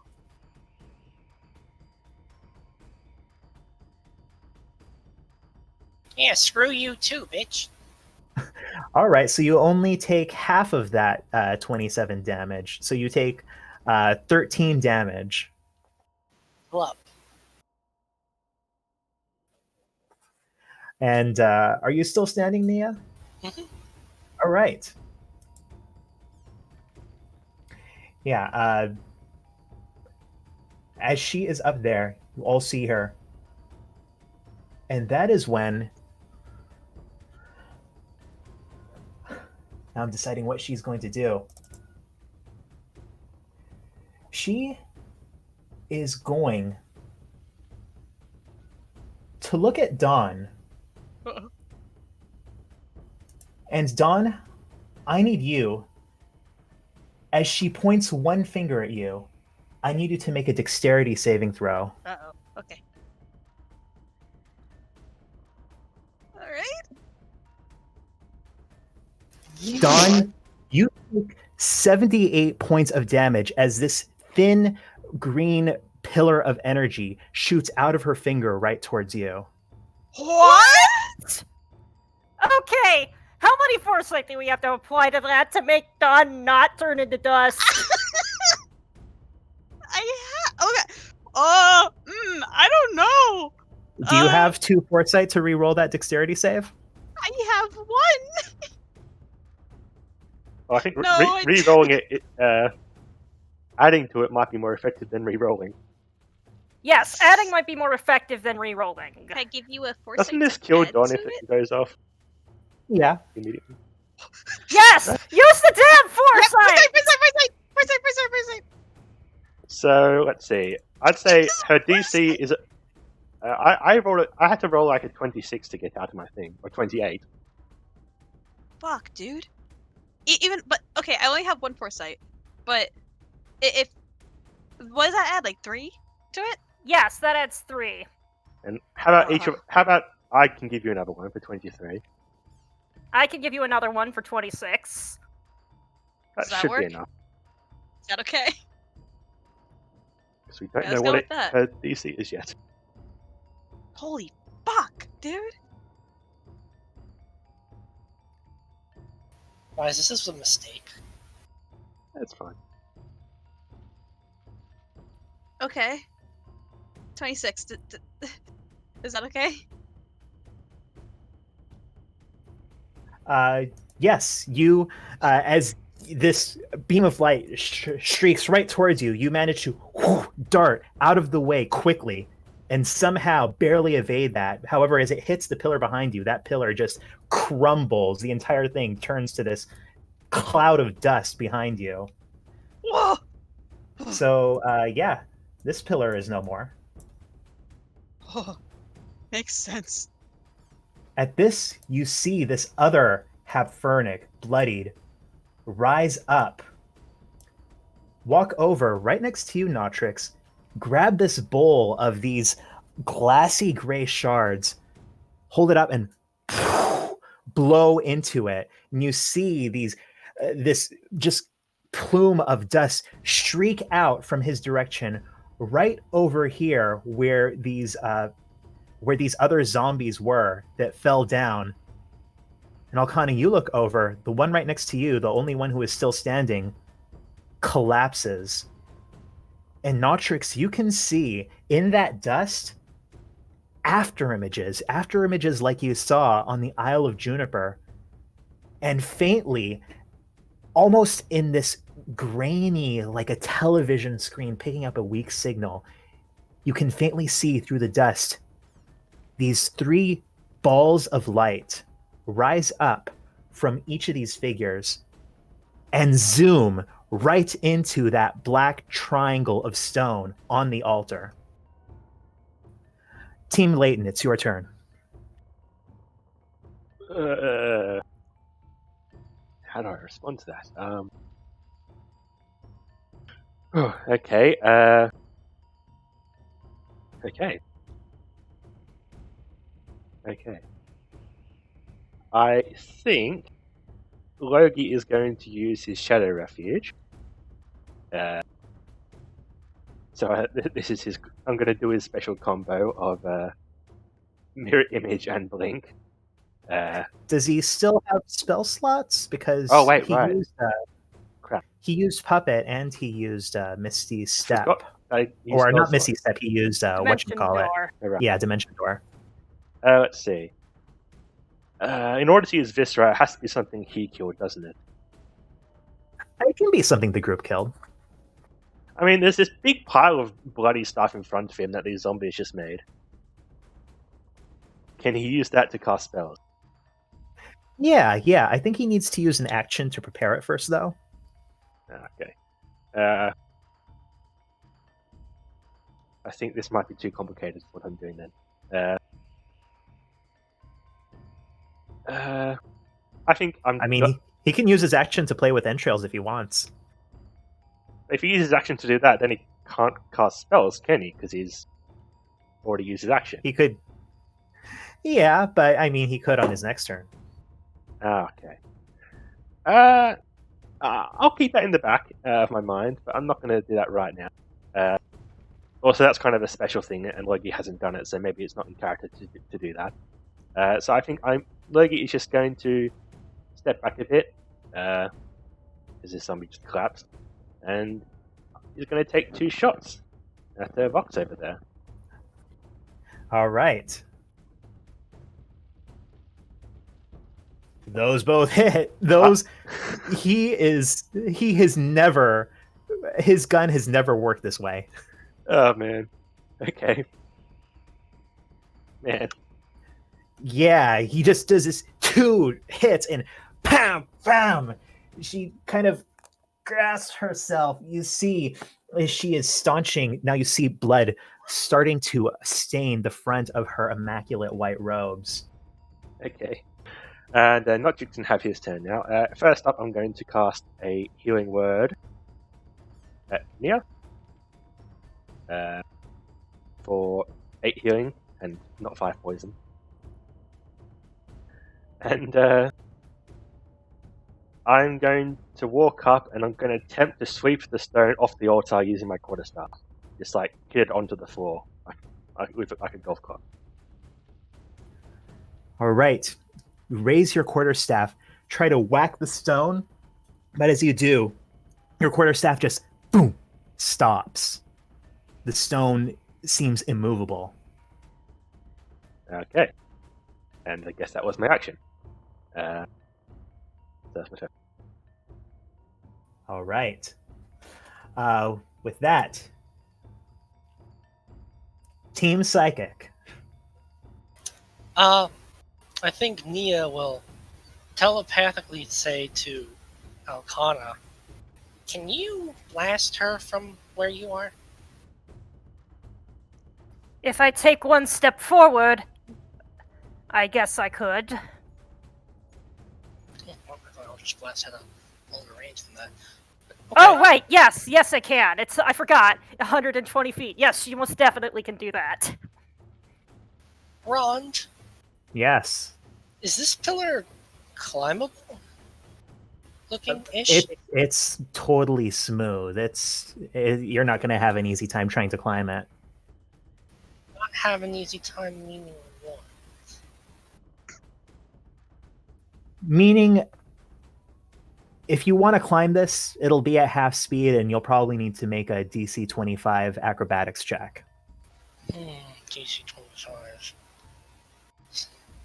this is pretty much a sheer surface. Only I were one more monk level higher, I could run up it. Wait, no, that's running across liquids, isn't it? You get to I run think up it's walls at certain some point. It doesn't matter. Anyway, Team Psychic, what are you doing? Question: would it Yes. be possible if I aimed shatter at the base of the pillar to attempt to knock it over? You could try it. These pillars look pretty sturdy. It was pretty surprising when you saw her just disintegrate one of them. Oh, okay then. Well, in that case, let's keep it simple. Just a different flavor of simple.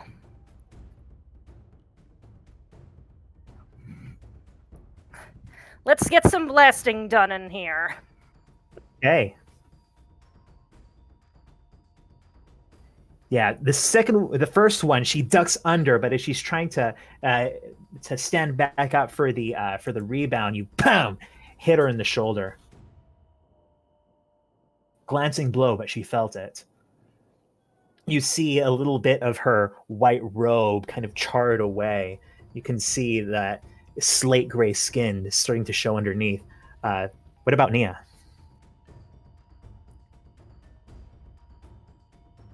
You know what? I think I'm just going to fuck with her at this point, and I'm just going to run all the way over here, which is like 80 feet away, so fuck you with your moonbeam. Oh, all right. Shit, I don't have anything. All these other zombies are down, right? Yeah, well, this one over here is sort of standing shakily on its feet. It actually created this cloud of dust, not an obscuring cloud of dust, but a cloud of dust in the center. But all these other ones, yeah, are just lying on the ground. Actually, I just measured it, and I can totally run up and hit this one, and then still run all the way over here. Okay. Power of math. That's way too short. Anyway, yeah. Oh, unfortunately, I can only get my action attack. Oh, but Notrix is within 5 feet, I think. Okay. Notrix, is there still dust left in the bowl he's holding? Seems to have blown all of it out. A little bit of it is still kind of hanging in the air around you. There are maybe a couple of like larger chunks in the bowl.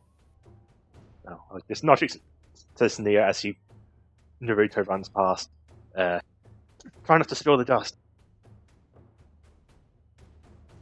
As you say that, you see Nia just give a quick boom dagger to the gut, and this thing goes down once more. The bowl falls out of its hand, goes rolling, and boom, boom, falls open side down, kind of rattles on these rainbow-colored pavers, but nothing else happens.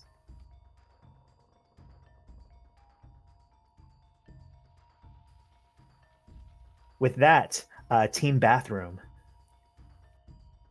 I actually kind of have to go to the bathroom, but either way, okay. You Dawn get to after do lightning again. yeah, what's it called, after dodging that, actually for like, dramatic effect, I think he would like move right there. Ooh, ooh. And he's gonna just send that shit right back at her. I'm gonna hit her with the okay, here's the thing. With Call Lightning, do I need to like spend a spell slot to do it again, or since the No, it's door a was concentration spell. very You just nice. need to use an action. It Actually, works very well because you can also attack for a bonus action because you're a rogue. Yeah. Alright, so I All right. dex save. I don't actually need to roll for that. Dawn, why don't you tell me what it looks like as you incinerate her? Ah! Or not incinerate her, but fry her. Alright, I think Don saw that pillar go down and he says, alright, right back at you! And he holds out his hand, and I imagine the lightning pierces straight down, right out to her head, and it even like kind of cracks in between the pillar below her, and it splits open, and she falls in the rubble. Beautiful. Yeah, this lightning. And you see she is raising her hand, and you can see this dark smoke, or not even smoke. It's like almost like some kind of a ephemeral energy starting to coalesce around that dark stone. And Notrix, close to the altar as you are, you see that odd armor propped up on top of it seem to shudder for a second, seem to almost start to inflate slightly. And that is when you look up and see her figure just cast a bright silhouette against this huge beam of lightning coming from the earth and the sky at the same time. The pillar cracked right down the center, and her body fall limp as the rubble, boom, boom, piles on top of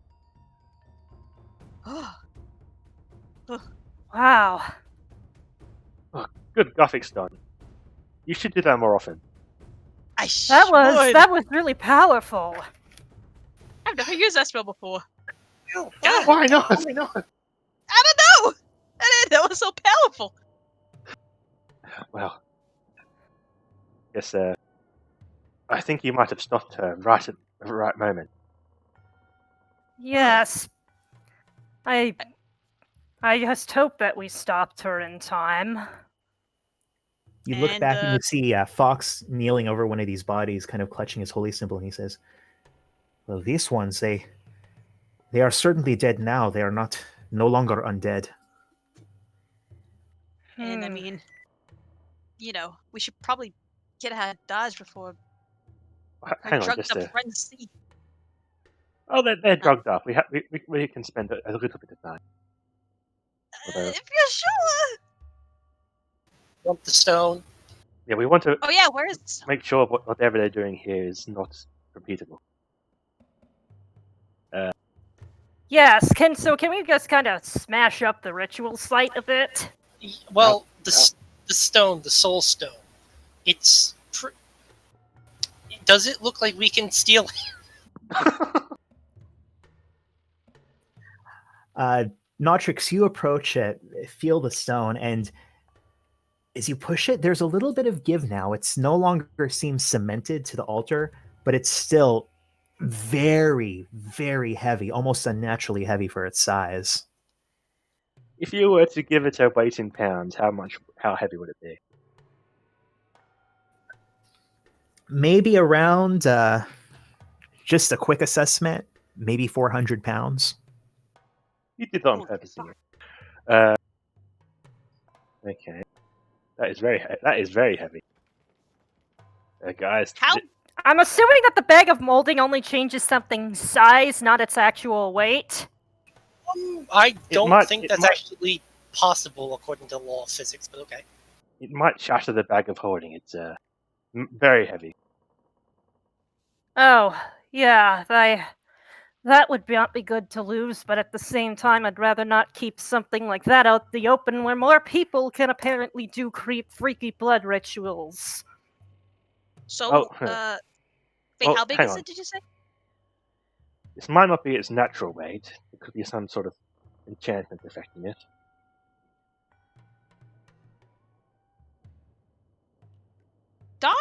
Hmm. I don't know if this is smart, but can Dawn cast Identify on it? Maybe it's not smart. Maybe it's not smart. Maybe it's not smart. Yeah, let's just say that we've had a history of taking psychic damage whenever people cast Identify on really weird eldritch stuff. Bad How idea. has Don had Identify? Just now. Oh, In fact, he was about to take out So- his orange pearl. So this is an important question. Are you casting it? Oh, wait, no, you can only cast it as a ritual, right? Yeah. Yeah. So, Dawn, you take out your pearl. You begin focusing on this black stone, trying to read it. And as you hold the pearl before you, you can almost see lights and mist swirling within it. You see Dawn almost enter a reverie, which you will be in for the next 10 minutes. Anyone else? Any of these people in cages not dead? Yeah, actually, you look at them, all of them seem to be alive, but they all just seem completely dazed. They seem utterly non-lucid. Well, let's go help the people then. Yes. So Hey, I'm very sorry, but I have to go. I'm All sorry. right. I'll see you later. Okay. Oh yeah. We're probably only going to go a couple more minutes, but we'll tell you what happened. All right, sorry. Thank you. So yes, we need to release these people and maybe someone dismantle that suit of armor that's just standing menacingly over there.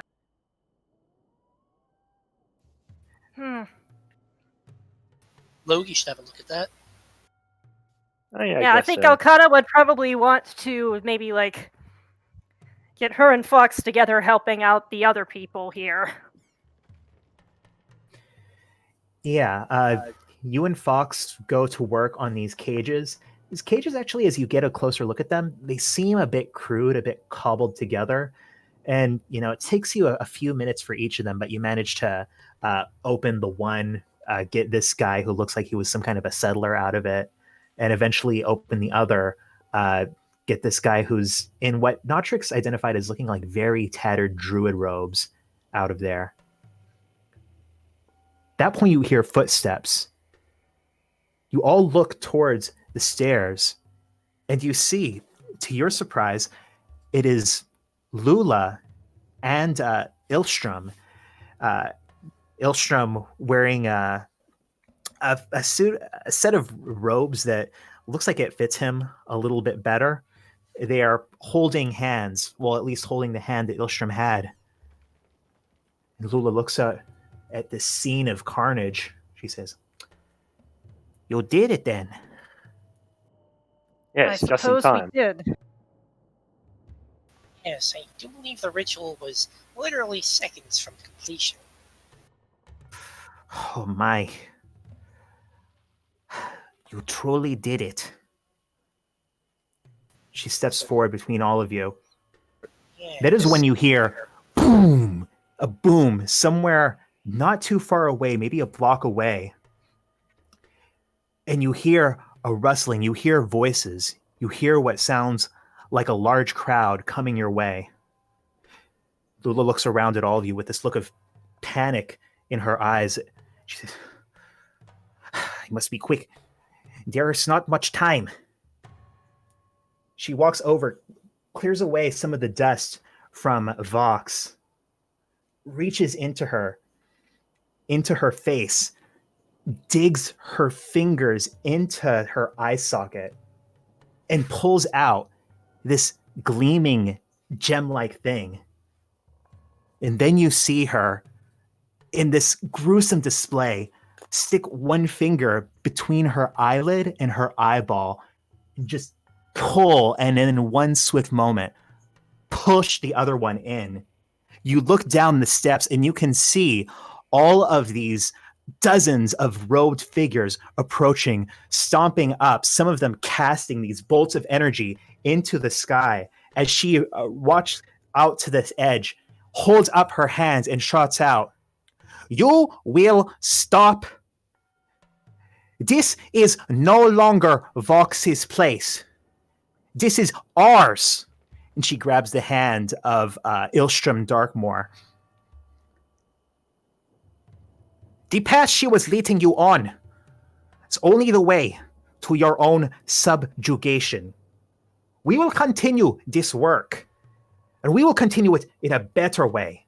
We will continue it in a more glorious way, in a way that it will serve us, and not just leaders from some long forgotten age.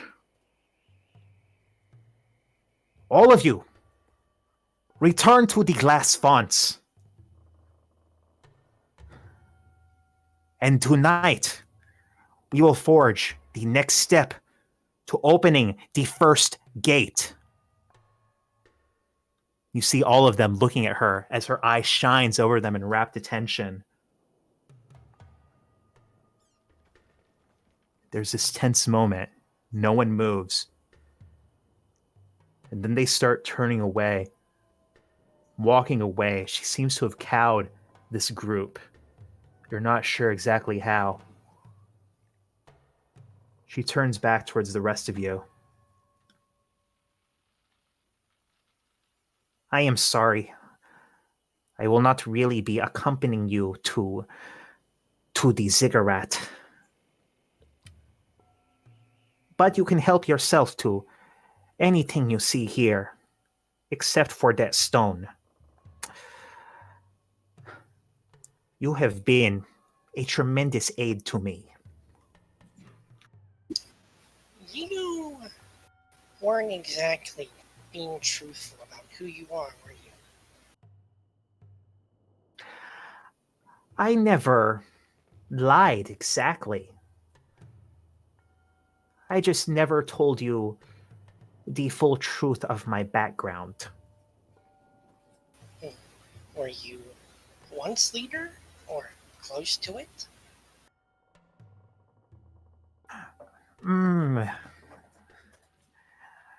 You could say that I was part of this before it became something unsavory. I see. What was it like before? Suppose it's not something any of you would have quickly signed up for? I advise you do what you need to and get moving quickly. I cannot say for certain what the others will do if they come across you. I have control over them to an extent, but they still are not the most fond of outsiders, as I am sure you have all seen. You said you wanted to open the first gate. Forgive me for saying that sounds a little similar to what they were trying to do. And I thank you for helping me in this.